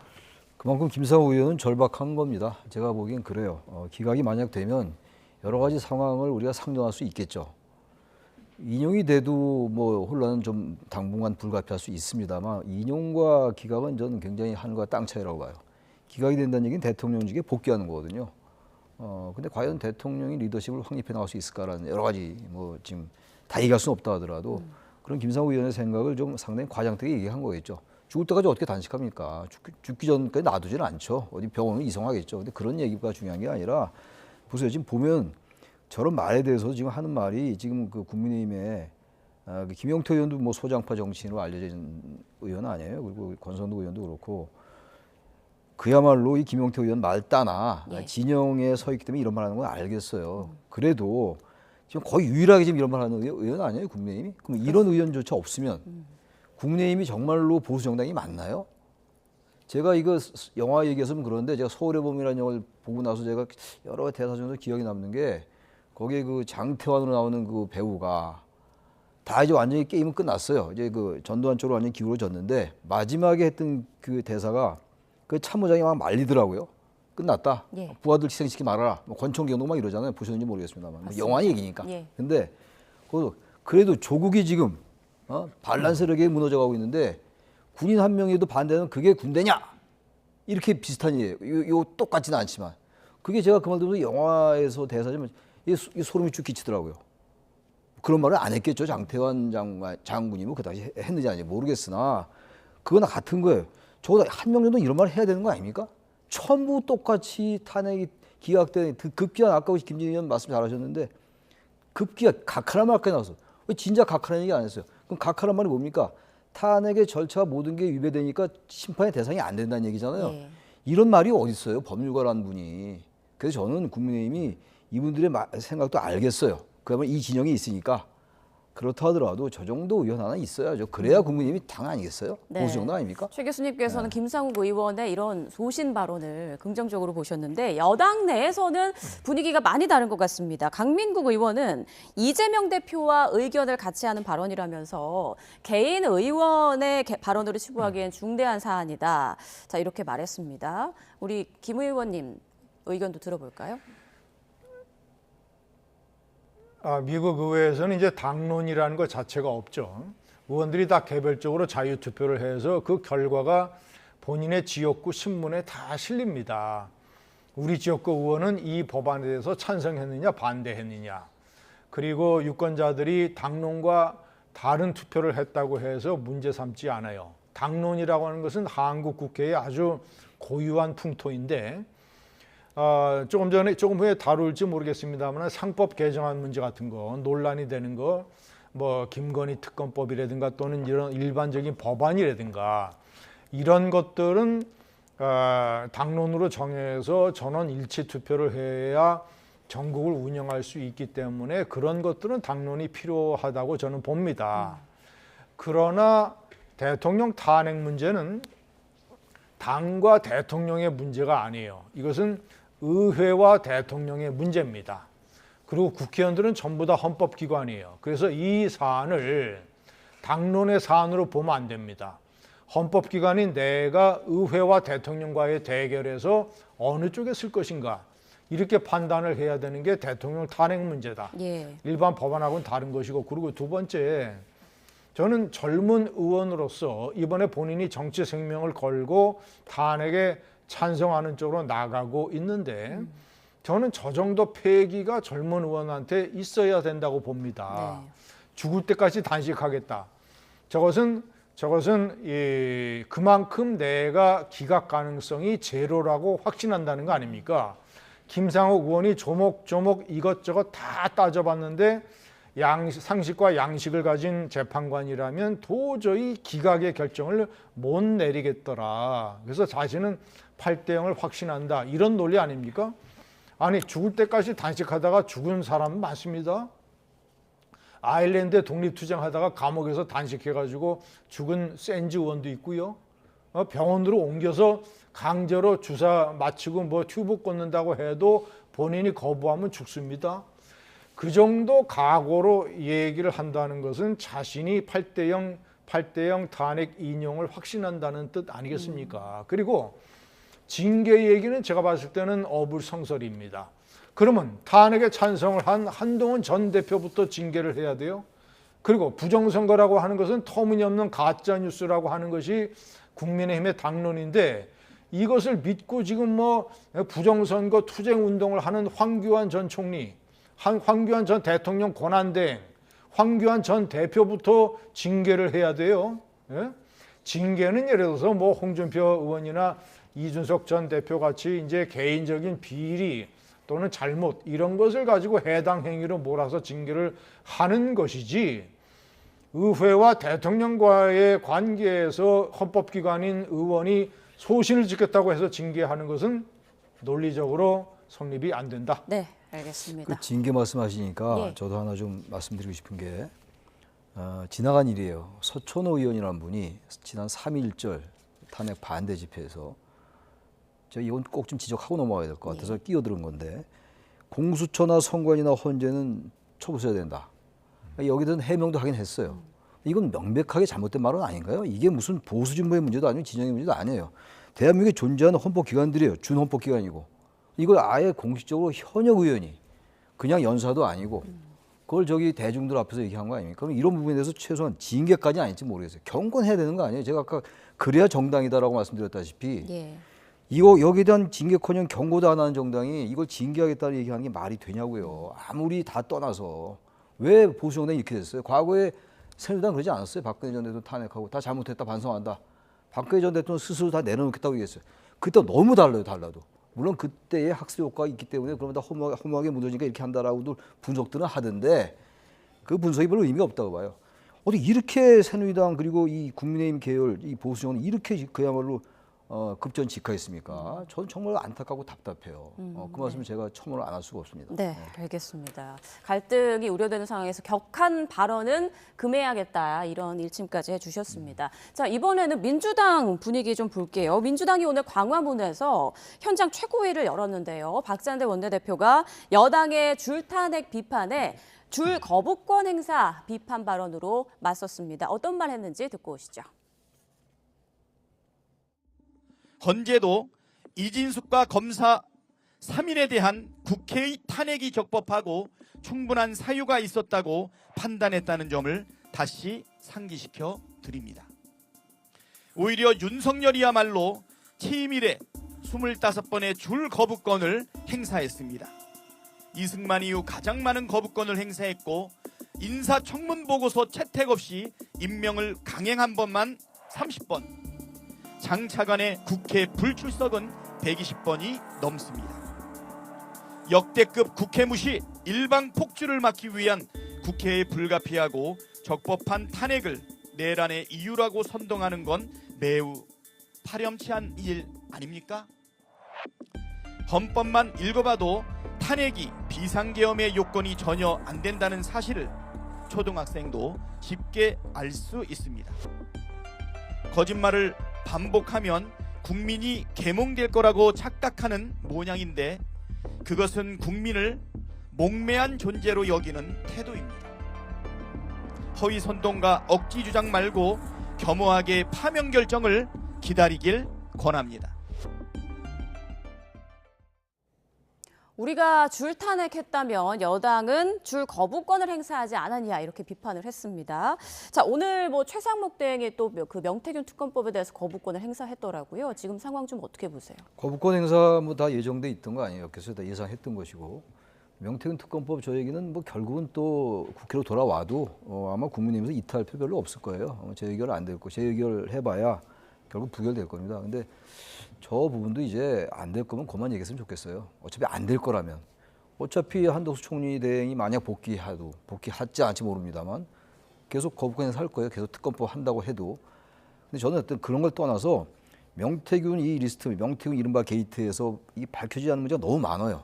중앙지검장이 이제 복귀했으니까 명태균 열심히 하겠죠. 사건 수사 열심히 할 겁니다. 본인이 또 그렇게 얘기했고 이창수 지검장이 어제 그런 얘기를 하던데 검찰이 어차피 명태균 특검법 이거 안 될 것 같으니까 안 되니까 정말 철저히 좀 했으면 좋겠어요. 그런데 검찰 수사가 진행되고 있다 하더라도 미진함이 너무 많아요. 이 명태균 사건에 대해서 아직도 그 공천계 의혹, 선거계 의혹 이건 아직 수사에 잘 들어가지도 않았다고요. 기소가 됐다 하더라도 이건 다른 걸로 기소가 됐거든요. 그러니까 자꾸 이제 야당이 특검법 얘기할 명분이 있는 거예요. 그러니까 이거는 이 공방도 좀 그만하고 되지도 않고 자꾸 얘기하면 뭐합니까? 특검을 여기는 해야 된다, 여기는 하면 안 된다라고 서로 싸우는 거 그야말로 지루하니까 이제는 중앙지검에서 우리 검찰이 이 명태균 사건에 대해서 정말 지글거리고 좀 했으면 좋겠어요. 근데 아직 대단히 미진한 건 사실이에요. 검찰에서. 그러니까 자꾸 명태균 특검의 당위성이 부각되는 게 아니냐 그런 생각을 합니다. 네, 이제 이창수 서울중앙지검장 탄핵안이 기각되면서 어제 바로 이제 업무에 복귀를 했잖아요. 앞으로 명태균 관련 수사가 좀 제대로 이루어질 수 있을까요? 특검법에 대해서 이제 반대 명분을 강화하기 위해서라도 수사를 가속화할 겁니다. 서울중앙지검의 검사들이 창원에 내려가서 명태균, 강혜경, 김영선 전 의원 이런 사람들 지금 집중적으로 소환해서 신문하고 조사를 하고 있지 않습니까? 그리고 심우정 검찰총장이 이번에 상당히 이미지에 타격을 받았어요. 즉시 항고를 하지 않음으로써 법원 행정처장도 법원 측도 즉시 항고를 해서 상급심의 법원을 받아봐야 구속기간 산정을 날로 하느냐 시간으로 하느냐 혼란을 현장에서 수습할 수 있다라는 그런 입장인데 더욱더 즉시 항고를 해서 그 부분을 정리해야 될 심우정 총장이 이것을 즉각 포기하고 윤 대통령을 석방했지 않습니까? 그래서 심 총장은 지금 어떤 약간의 코너에 몰려 있냐면 심 총장은 서울중앙지검장 윤석열 시절에 형사 4부장을 했던 측근이에요. 그리고 법무부 기조실장을 할 때 추미애 법무장관이 윤석열 대통령 징계하려고 할 때 반대했던 그런 사람입니다. 그리고 고향이 공주예요. 윤석열 대통령과 같습니다. 이러저러한 이유로 윤 대통령이 검찰총장으로 발탁을 해서 중용한 것 아니냐. 그러니까 거기에 대한 일종의 보은의 의미로 아니면 정서적으로 윤석열 대통령과 연대 의식이 있어서 이번에 즉시 항고를 포기하고 즉시 석방한 것 아니냐라는 비판의 시선을 많이 받고 있어요. 그러면 심 총장 입장에서는 어떻게 해야 되느냐. 명태균 사건에 대한 수사를 일부러 가속화해서라도 그런 짐을 조금 덜려고 할 가능성이 있다. 이렇게 봅니다. 네, 알겠습니다. 자, 지금 시간이 별로 없는데요. 마지막으로 오늘 나온 갤럽 여론조사 결과를 보면서 여론 추이를 좀 보도록 하겠습니다. 자, 먼저 정당 지지도부터 함께 좀 볼까요? 일단 윤석열 대통령 탄핵에 대한 의견 나왔습니다. 지금 찬성이 58% 반대 37%고요. 중도층에서는 찬성 69%로 나왔습니다. 이어서 정당 지지도도 확인해 보죠. 자, 더불어민주당 40%, 국민의힘 36% 나왔고요. 최 교수님께서는 여론 추이 좀 어떻게 보세요? 이게 탄핵 찬반이 역시 제일 중요해요. 정당 지도는 이제 뭐 대선 국면 만약 들어가면 이게 뭐 엎치락뒤치락 할 텐데 지금 탄핵 찬반이 비상계엄 직후에는 완전히 이제 벌어졌었어요. 압도적으로 탄핵 찬성이 많았다가 점점 이제 탄핵 반대 규모가 늘어나면서 탄핵 집회 규모가 늘어나면서 좁혀지는 추세가 한때 있었어요. 그래서 다시 벌어지다가 전반적인 추세를 말씀드리는 거예요. 특정 여론조사 기관을 말씀드리는 게 아니고 벌어지다 다시 최근에 또 대통령 석방되고 분위기가 또 이렇게 되다 보니까 또 좁혀지는 것 같다. 지금 또 좀 넓혀졌다고요. 그래서 점점 이제 원래 오늘로 예상됐다가 다음 주 정도 된다, 뭐 다다음 주 뭐 이렇게 얘기를 하는 건데 예. 아무튼 이걸로 볼 때 그리고 특히 중도층에서는 차이가 더 많이 벌어져요. 이건 뭐 일관된 이 추세입니다. 그래서 제가 볼 때는 여기서 우리가 주목 있게 봐야 될 것은 역시 탄핵 찬성에 대한 여론이 높다. 헌재가 물론 정치적으로 재판 안 하겠습니다만 설령 여러 가지 정치적 고려를 하더라도 저 부분도 고려 대상이 될 것이다. 이제 그 말씀드립니다. 네, 분석해 주시죠. 지금 탄핵 찬성과 반대가 21%포인트예요. 예. 최근에 여론조사 중에서 가장 많이 벌어졌습니다. 그리고 중도층의 69%가 탄핵 찬성이라고 하는 것은 중도층이 상당 부분 이제 국민의힘 쪽에서 등을 돌리고 있다. 그 원인은 가장 큰 원인은 헌법재판 변론 과정에서 윤석열 대통령이 보여줬던 여러 가지 그런 태도나 발언이나 이런 것들, 특히 아무 일도 일어나지 않았는데 왜 우리 사회가 이렇게 호들갑이냐라는 취지로 그런 식으로 얘기한 것이 중도층과 서민층과 자영업자들, 상공인들, 소상공인들에게 상당 부분 저는 역효과를 가져왔다고 봅니다. 그래서 초기에 있었던 윤석열 대통령에 대한 동정론, 그리고 야당의 입법 폭주에 대한 비판론, 이런 것들이 많이 줄어들고 탄핵 부분에 관해서는 대통령이 이제 대통령으로 돌아와서 다시 대통령 업무를 할 수 있는 상황이 안 되는구나라는 여론이 중도층을 중심으로 해서 많이 형성이 된 것 아니겠느냐. 그래서 제가 거듭 얘기합니다마는 이 보수는, 그리고 국민의힘은 빨리 윤석열 대통령을 지키고 윤석열 대통령을 옹호하는 이런 강경 보수에서 무게중심이, 그래도 예를 들자면 한동훈 전 대표 같은 이런 합리적인 보수, 그리고 윤석열 대통령의 심정과 동기는 이해하지만 비상계엄이라고 하는 방법론은 잘못됐다라고 판단을 하는 합리적 보수 쪽으로 무게중심이 빨리 옮겨가야, 그래야 대통령 선거 때 국민들에게 표를 달라고 국민의힘이 말할 수 있습니다. 네, 알겠습니다. 두 분 말씀은 여기까지 듣죠. 지금까지 김진전 중앙일보 논설위원, 최창렬 용인대 특임교수와 함께했습니다. 고맙습니다. 네.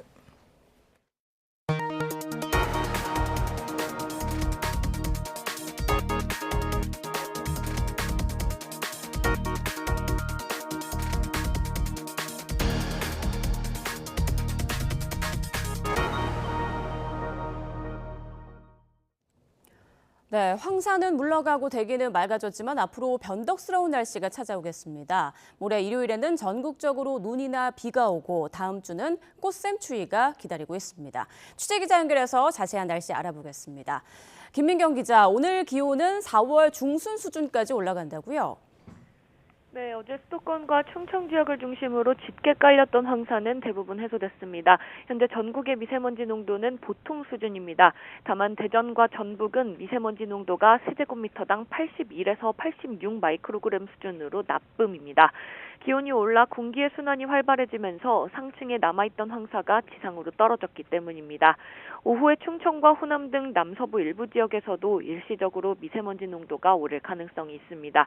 일교차가 큰 날씨는 계속되고 있습니다. 서울 기온이 한낮에는 18도까지 오릅니다. 평년보다 5도 높아 4월 중순 수준의 기온을 보이겠습니다. 오늘 아침 최저 기온이 5도였으니까 일교차는 10도 이상 나고 있습니다. 네, 다가오는 일요일에는 전국에 비나 눈 예보가 있던데요. 강원 산간에는 또다시 대설특보가 내려질 만큼 많은 눈이 예상된다고요? 네, 우선 토요일은 내일 한반도 남쪽으로 저기압이 지나면서 제주도와 남부지방에 비가 내립니다. 일요일에는 찬 공기를 동반한 기압골이 접근하면서 전국으로 비와 눈이 확대하겠습니다. 특히 동풍이 유입되는 강원 지역에는 대설특보 수준의 많은 눈이 예고됐습니다. 일요일 새벽부터 눈발이 날리다가 강도가 점점 강해져서 산간에는 시간당 3에서 5cm 이상의 매우 강한 눈이 내리는 곳도 있겠습니다. 내륙에도 기온이 얼마나 떨어지느냐에 따라 비가 눈으로 바뀌는 지역이 늘어날 수 있습니다. 눈이 온다면 적설량은 경북 북부에 5에서 10cm, 수도권과 충청, 호남은 1에서 5cm가 내려 쌓일 걸로 보입니다. 비나 눈은 글피인 월요일 새벽부터 점차 그치겠지만 이후에는 기온이 크게 낮아질 전망입니다. 다음 주에는 서울 등 내륙 기온이 영하로 떨어지는 매서운 꽃샘추위가 예보됐습니다. 서울 아침 기온이 월요일에는 영하 2도, 화요일은 0도로 예상됩니다. 3월 하순으로 접어드는 시기에 영하권의 겨울 날씨가 찾아오는 셈입니다. 지금까지 과학기상부에서 YTN 김민경입니다. 구제역 중앙사고수습본부는 전남 영암군의 한우 농가에서 구제역 발생이 확인됐다고 밝혔습니다. 국내 농가에서 구제역이 발생한 건 2023년 5월 이후에 1년 10개월 만입니다.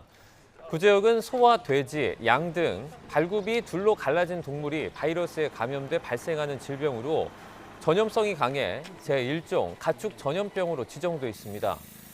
구제역 중수부는 확산 방지를 위해 해당 농장에 초동방역팀과 역학조사반을 파견해 농장 출입을 통제하고 역학조사를 진행 중입니다. 또 오는 16일 8시까지 48시간 동안 전국의 우제류 농장과 도축장, 사료공장 등 축산 관계시설 종사자와 차량에 대한 일시 이동 중지를 발령했습니다. 최상목 대통령 권한대행 부총리 겸 기획재정부 장관은 전남 영암군 한우 농장의 구제역 발생과 관련해서 초동 방역에 만전을 기해달라고 관계부처에 지시했습니다. 최상목 권한대행은 농림축산식품부는 관계부처, 지방자치단체 등 유관기관과 긴밀히 협력해서 긴급 행동 지침에 따른 신속한 살처분, 출입 통제, 검사 소독 등 이 초동 방역에 만전을 기해야 한다고 밝혔습니다. 기업 회생 절차에 나서 협력업체와 투자자들의 원성을 산 홈플러스의 임원들이 기자간담회를 열고 처음으로 고개 숙여 사과했습니다.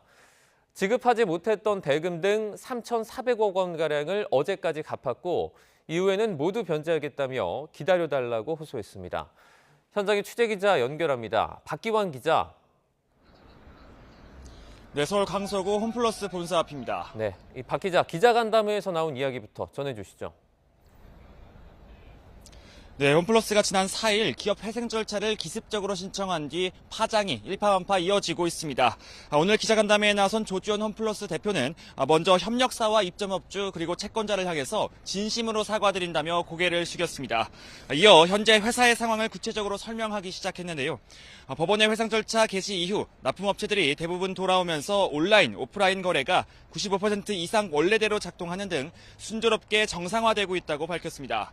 앞서 납품업체에 지급되지 못한 대금은 상거래 채권으로 전환이 됐는데요.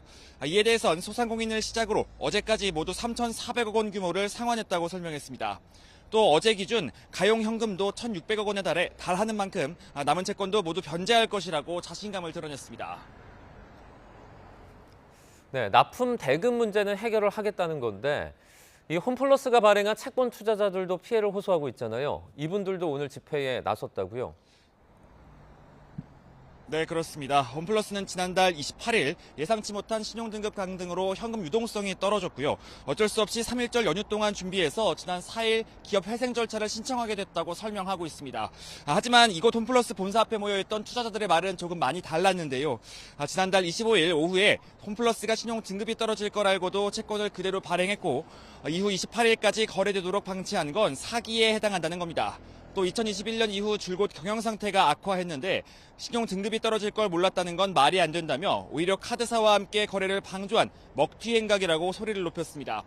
무엇보다 오늘 기자간담회에서도 상황 계획조차 언급되지 않았다며 홈플러스의 태도를 문제 삼았는데요.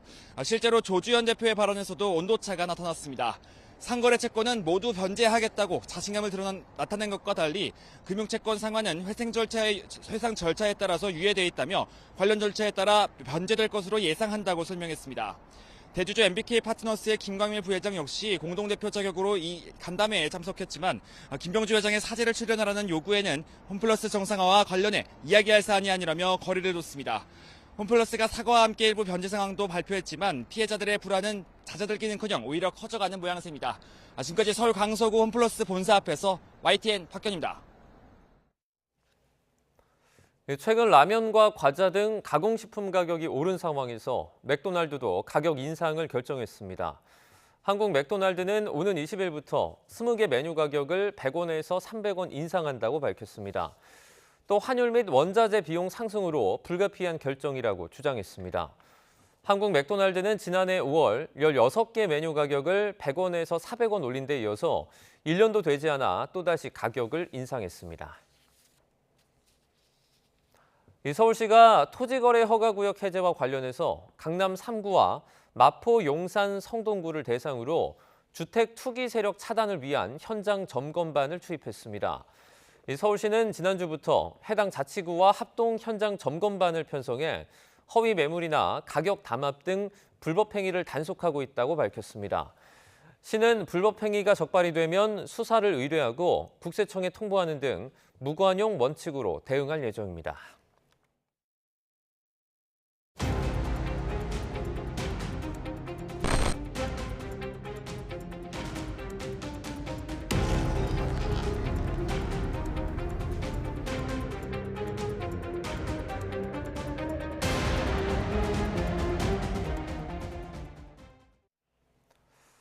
최상목 대통령 권한대행이 명태균 특검법에 대해서 위헌적인 요소가 많다며 제2요구권, 이른바 거부권을 행사했습니다.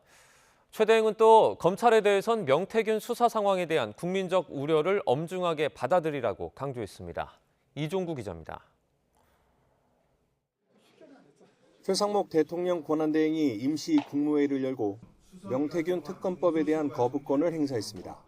지난달 27일 국회 본회의를 통과한 지 보름 만입니다.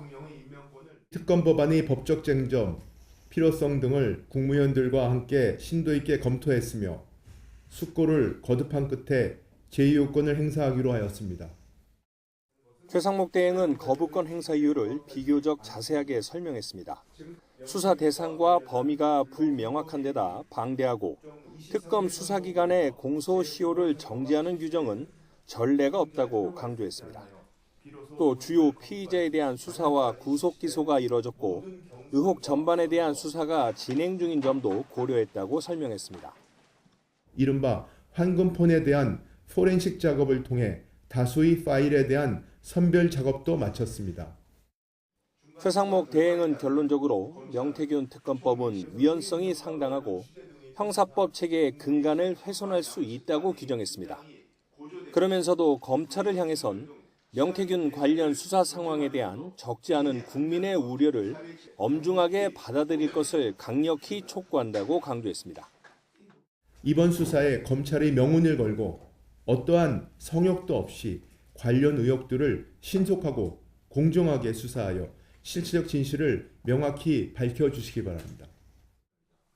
지난해 12월 27일 대통령 권한 대행이 된 이후 최상목 대행이 거부권을 행사한 것은 이번이 8번째입니다. YTN 이종구입니다. 감사원장과 이창수 중앙지검장 등에 대한 탄핵 심판 선고가 나오면서 남은 탄핵 심판은 어떻게 진행되고 있는지도 관심입니다.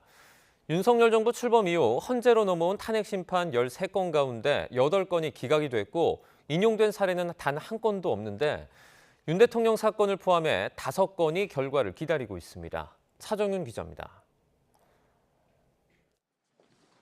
윤석열 정부 출범 이후 발의된 국회 탄핵소추안은 모두 29건입니다. 이태원 참사에 대한 책임을 지라며 지난 2023년 2월 야당 주도로 추진한 이상민 당시 행안부 장관의 탄핵소추를 시작으로 마지막으로는 한독수 국무총리까지 중복 인원을 빼면 모두 공직자 23명에 대한 탄핵안이 발의됐습니다. 국무총리 한독수 탄핵소추안은 총 투표수 192표 중 가 192표로서 가결됐음을 선포합니다. 이 가운데 국회 본회의를 통과해 헌법재판소로 넘어온 탄핵안은 모두 13건인데 이진숙 방송통신위원장과 최재일 감사원장, 이창수 서울중앙지검장을 포함해 현재까지 8건이 기각됐고 인용 사례는 없습니다. 이제 헌재의 판단이 남은 건 모두 5건입니다. 재판부가 계류돼 있던 사건들을 하나씩 털어내며 주요 사건 마무리에 속도를 내고 있는 가운데 오는 18일엔 박성재 법무부 장관 사건의 첫 변론이 시작됩니다. 이미 변론이 종결된 윤 대통령과 한 총리는 선고가 임박했다는 분석입니다. 탄핵안 29건 가운데 나머지 16건은 국회에서 발의는 됐지만 해당 공직자의 자진 사퇴 등으로 폐기되거나 철회됐고 일부는 법제사법위원회에 계류 중입니다. 앞서 윤 대통령은 비상계엄 선포 배경 중 하나로 민주당의 줄탄핵으로 인한 국정 마비를 주장했는데 현재의 윤석열 대통령 탄핵심판 선고문에도 야당의 탄핵소추권 남용 여부에 대한 판단이 담겨 있을 것으로 보입니다. YTN 차정은입니다. 굵직한 사건들을 털어낸 헌재가 조만간 윤 대통령 탄핵심판 선고 기일을 정할지 관심입니다. 아직은 고심을 거듭하는 모양새입니다. 신지원 기자입니다.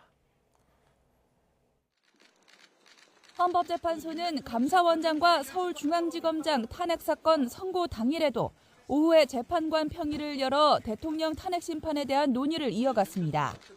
윤석열 대통령 사건의 선고 기일을 정하지 않고 탄핵심판의 주요 쟁점을 논의한 겁니다. 아직 재판관들이 찬반 입장을 공유한 상황도 아닌 것으로 알려진 만큼 선고가 예상보다 더 늦어질 가능성도 있지만 문영배 헌재소장 권한대행과 이미선 재판관이 퇴임하는 4월 18일은 넘기지 않을 전망입니다.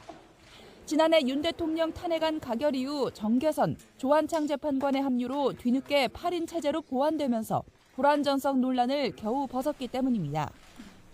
8인 체제 헌법재판소는 지난달 10일차 기일을 끝으로 윤 대통령 탄핵심판 변론을 종결했습니다. 이후 마은혁 재판관 불임명에 대한 최상목 권한대행의 권한쟁의 심판 등 관련 사건 판결을 선고하며 교통정리를 해왔습니다. 헌법재판소 평의가 길어지면서 윤 대통령 측도 선고 기일을 예의주시하고 있습니다. 헌법재판의 변론이 종결됐고 지금 선고 기일을 기다리고 있는 중입니다. 결심까지의 기간이 최장이었다면 의미가 있지만 결심 이후에 기간이 늘어나는 것은 그것은 최장 기간으로 평가할 문제는 아니다. 헌정사상 처음으로 대통령이 직접 출석해 소추 사유를 반박하고 절차적 문제를 제기했던 탄핵심판.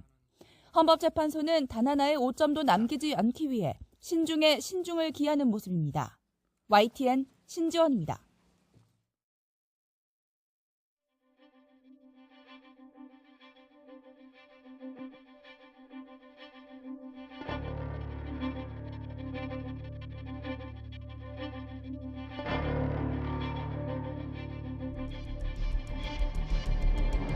배우 김수현이 미성년자였던 고 김세론과 사귀었다는 의혹이 재점화됐습니다.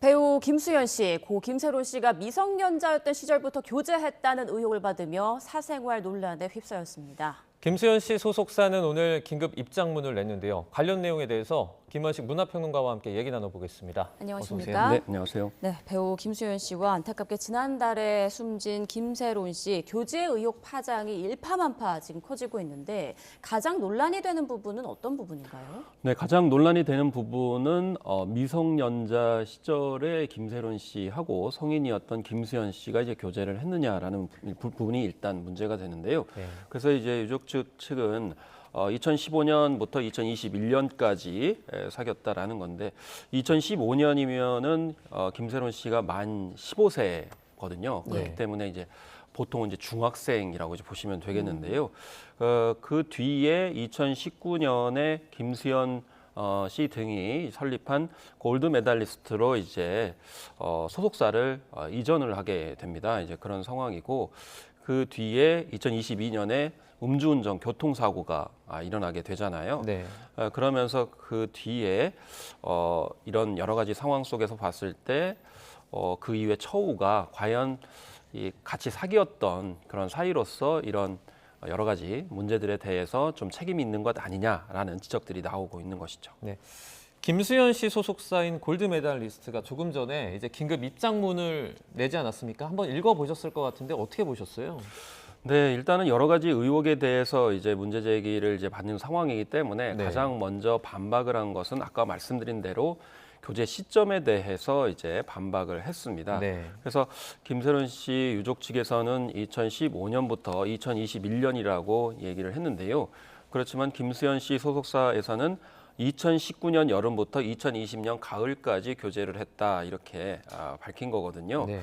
그런 점에서 미성년자 시절에 교제한 것이 아니고 김세론 씨가 성년이었을 때 교제를 하기 시작했다라는 거죠. 그래서 2019년이면은 김세론 씨가 만 19세이기 때문에 네. 뭐 문제점이 없다라는 점이 이제 설득력이 있을 수 있겠습니다만은 그래서 미성년자 교제 의혹을 이제 부인하는 것에 가장 초점을 맞추고 있다 이렇게 볼 수가 있겠고요.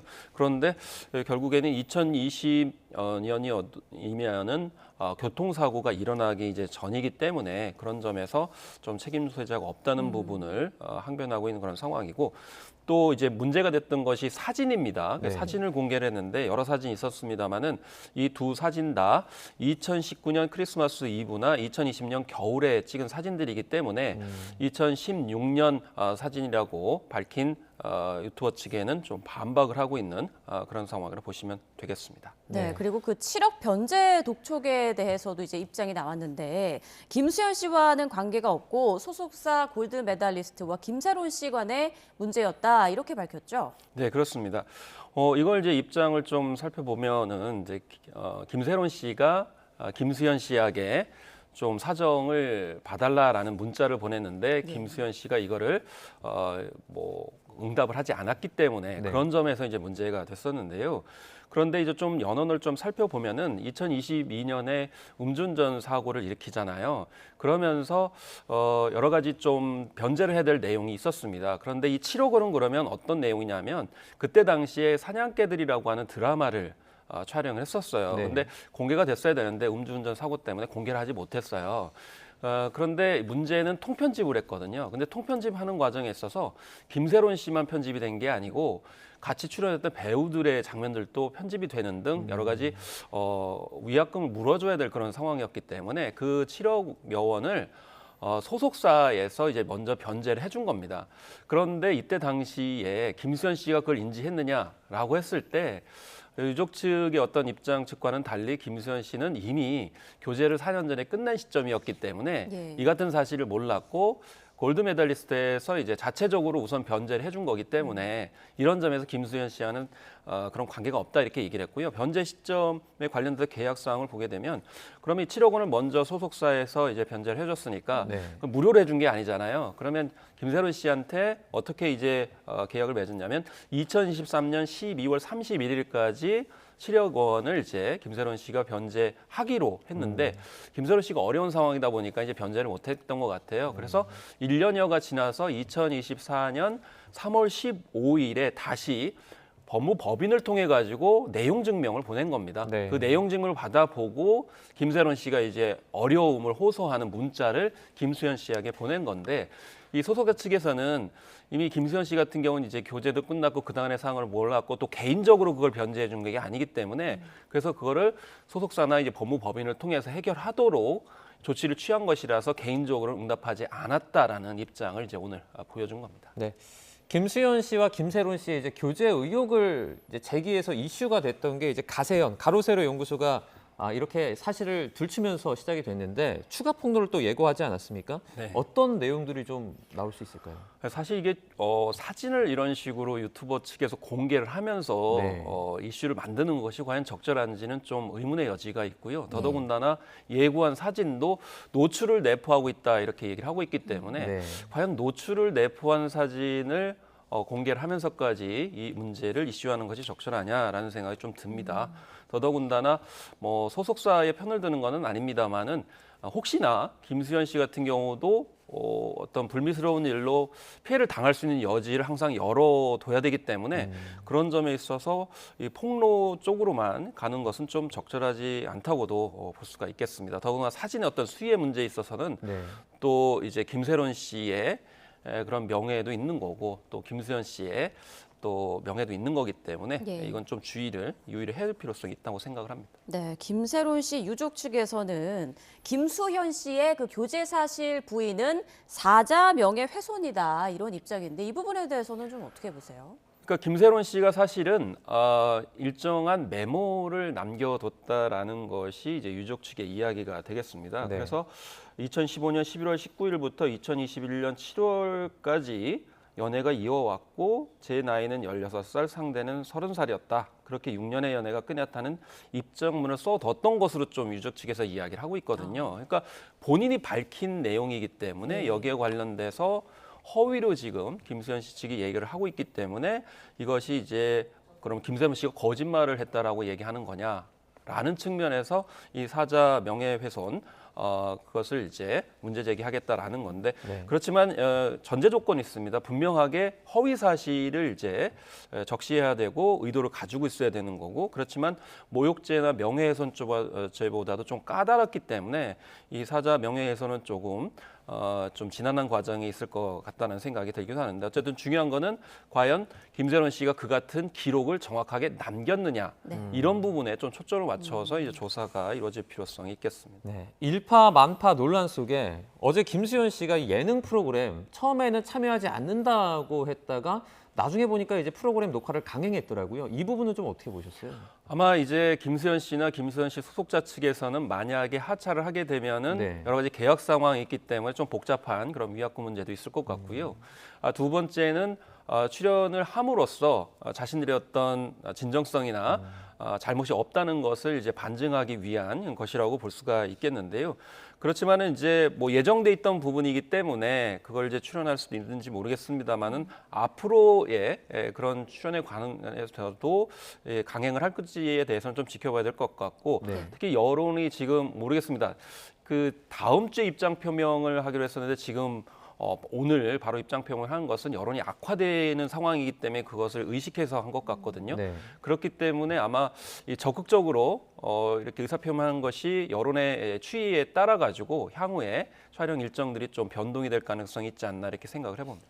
이제 광고계와 방송계에서 김수현 씨가 퇴출당하는 거 아니냐, 거액의 위약금을 물게 되는 거 아니냐 이런 추측들도 나오고 있는데 어떻게 생각하세요? 일단 김수현 씨의 차기작 너우프 같은 경우에는 지금 촬영이 계속 이루어지고 있다라는 내용이 나왔고요. 뭐 일종의 변동이 없다는 얘기가 나왔습니다. 그렇지만 광고계 입장 같은 경우는 워낙 그 이미지를 굉장히 중시하기 때문에 사실 거꾸로 생각을 해보면 지금 현재 김수현 씨의 이미지는 상당히 훼손돼 있다라고 볼 수가 있겠습니다. 이제 그런 점에서 여러 광고사들이 뭐 예전에 촬영했던 광고물들을 이제 삭제하는 경우도 있고 또 추가로 이제 계약을 진행하지 않겠다라고 얘기를 하고 있고요. 당장에 뭐 그런 조치를 취하는 것은 없지만은 일단 이미지가 훼손된 것은 사실이다. 그런 점에서 향후에 좀 더 사태 추이를 보고 이제 진실의 어떤 좌우에 따라 가지고 광고계가 더 발빠르게 움직일 가능성이 높지 않나 싶고요.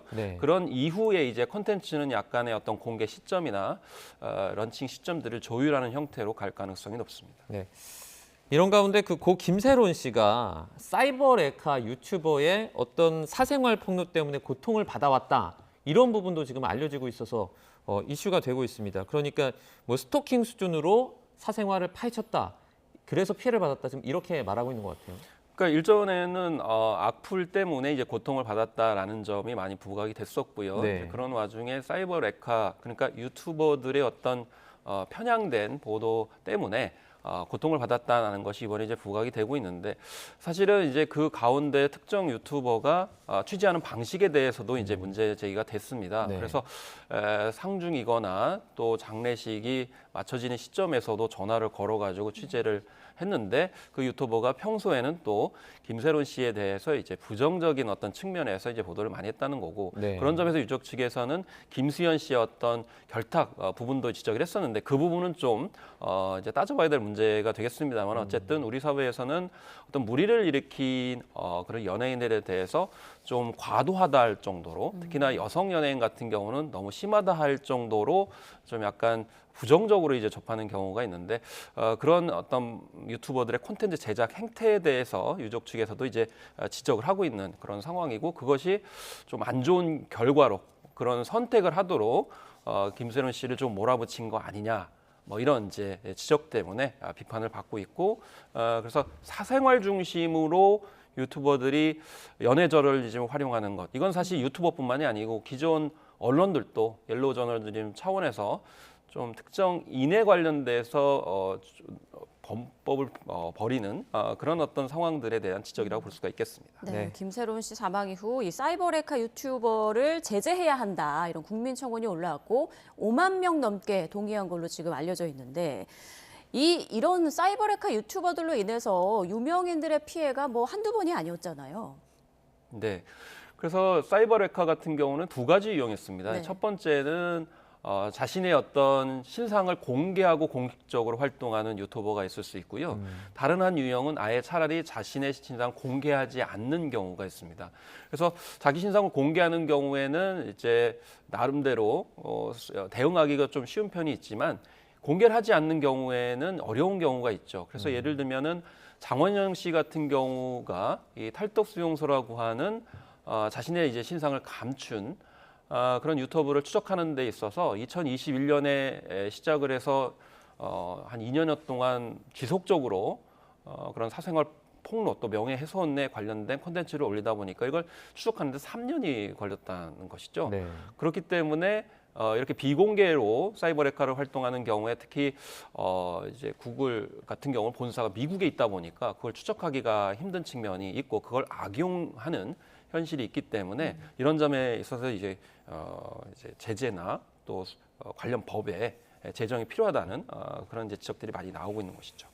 김세론 씨의 유족도 이 사이버레카 유튜버들에 대한 강력한 어떤 법적 책임을 묻겠다 이렇게 밝혔는데 실제로 어떤 법적인 처벌을 좀 받을 수 있습니까? 일단 정보통신망법 등에 관련돼 가지고 명예훼손죄나 그리고 모욕죄 등을 이제 처벌을 받을 수 있는데요. 네. 앞서서 말씀드렸던 장원영 씨 같은 경우는 탈덕수용소를 이렇게 고소를 해서 1월 달에 이제 1심이 나왔습니다. 그런데 거기에서는 이제 어떻게 나왔냐면 징역 2년에 집행유예 3년이 나왔어요. 네. 그리고 벌금이 2천만 원 정도 나왔거든요. 그러니까 초범이라고 해서 이제 집행유예가 이제 부여된 것이고 또 벌금도 2천만 원 정도밖에 이제 나오지 않은 그런 상황이기 때문에 굉장히 시간이 많이 이제 걸리는 상황이고 이제 처벌도 굉장히 가벼운데 중요한 거는 이렇게 소송을 벌일 수 있는 그런 연예인들은 소속사가 그래도 굉장히 규모가 있거나 또 여건이 되는 경우에 한정된다라는 거죠. 그렇기 때문에 개별적으로 이 문제를 접근하기에는 굉장히 어렵다. 그래서 이 시간에는 주로 유명 연예인들만 말씀드리지만 요즘에는 이제 SNS 통해 서 개인들이 피해를 보는 경우가 있거든요. 그렇기 때문에 개개인이 접근하기에는 너무 힘든 측면이 있다. 특히 플랫폼이 우리 플랫폼이 아니기 때문에 접근하기 힘든 면들은 혼자 감내할 수 없는 점, 특히 유족이라 하더라도 어려운 점이 이제 있기 때문에 이런 점에 있어서는 좀 앞으로 대안들이 모색이 돼야 된다고 생각을 합니다. 네, 관련 피해가 늘어나고 있는 만큼 법적 제도와 장치가 좀 빨리 마련돼야겠다 이런 말씀도 해주셨습니다. 지금까지 배우 김수현 씨 관련 논란에 대해서 김원식 문화평론가와 함께 짚어봤습니다. 고맙습니다. 고맙습니다.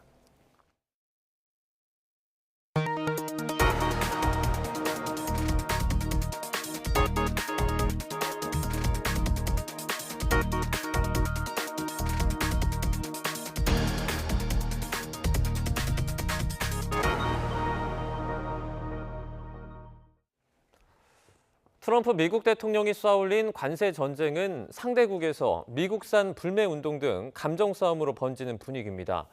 각국 정부도 미국을 상대로 보복 조치에 나서고 있지만 다음 달 2일로 상호 관세 부과 전까지 협상의 가능성도 남겨뒀습니다. 홍주혜 기자입니다. 캐나다가 미국의 51번째 주라는 트럼프 미국 대통령의 계속된 조롱에 캐나다인들의 마음은 굳게 닫혔습니다. 이웃나라 미국으로 여행 가려다 계획을 취소하는 경우도 있습니다.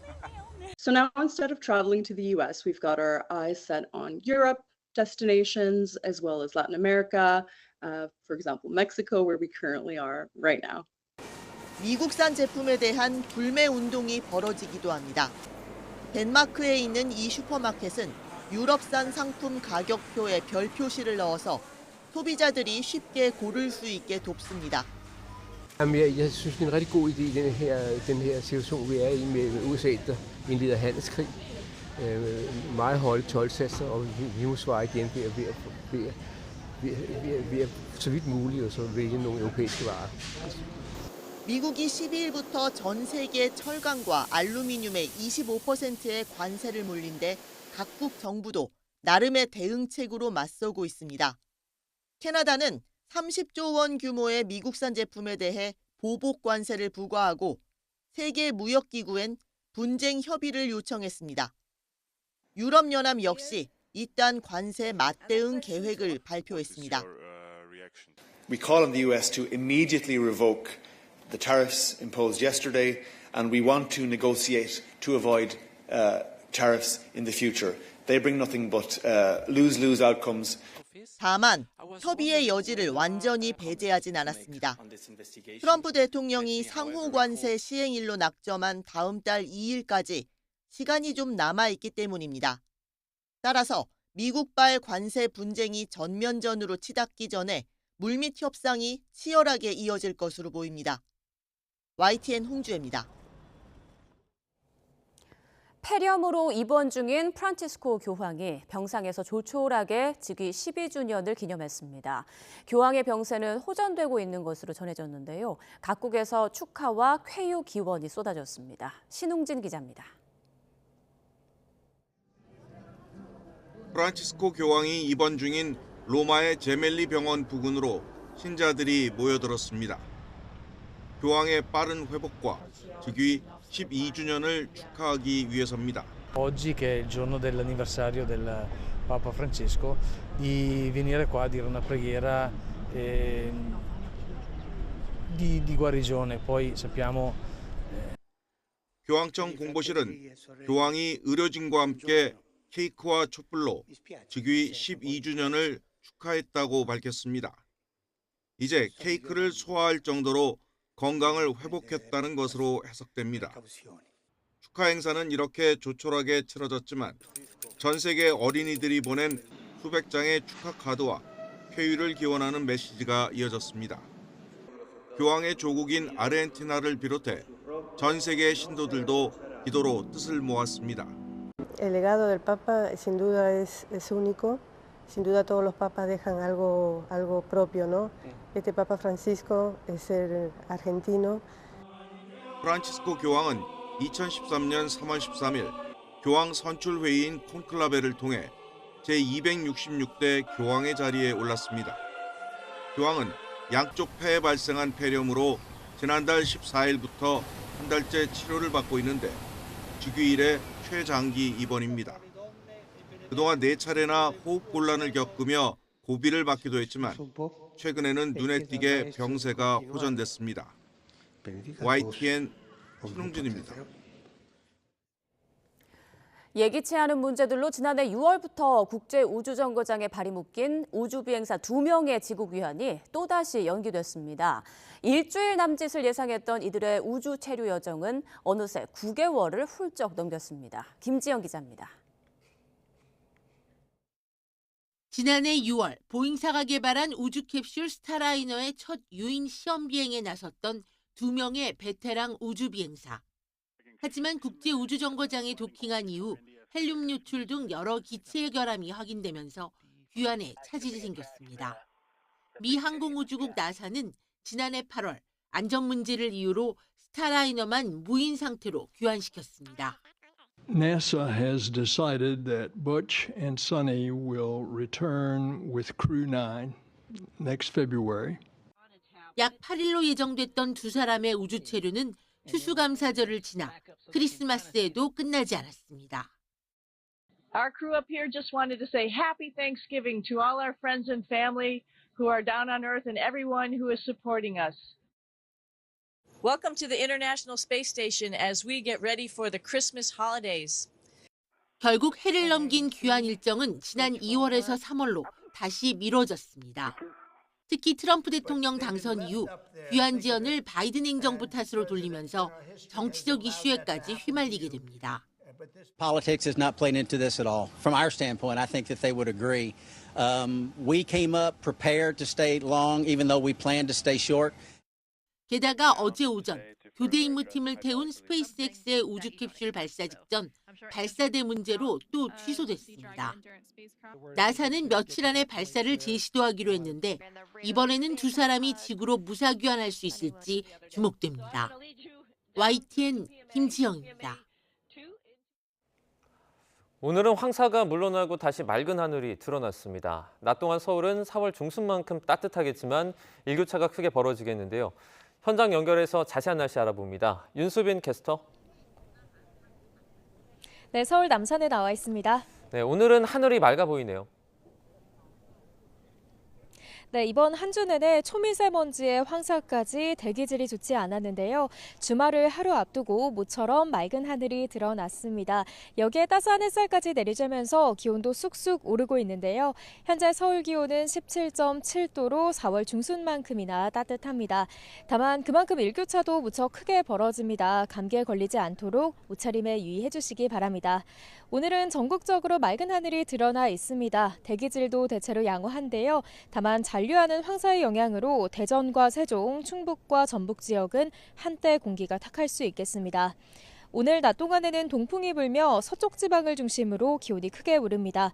서울 18도, 대전 20도, 광주는 21도까지 오르겠습니다.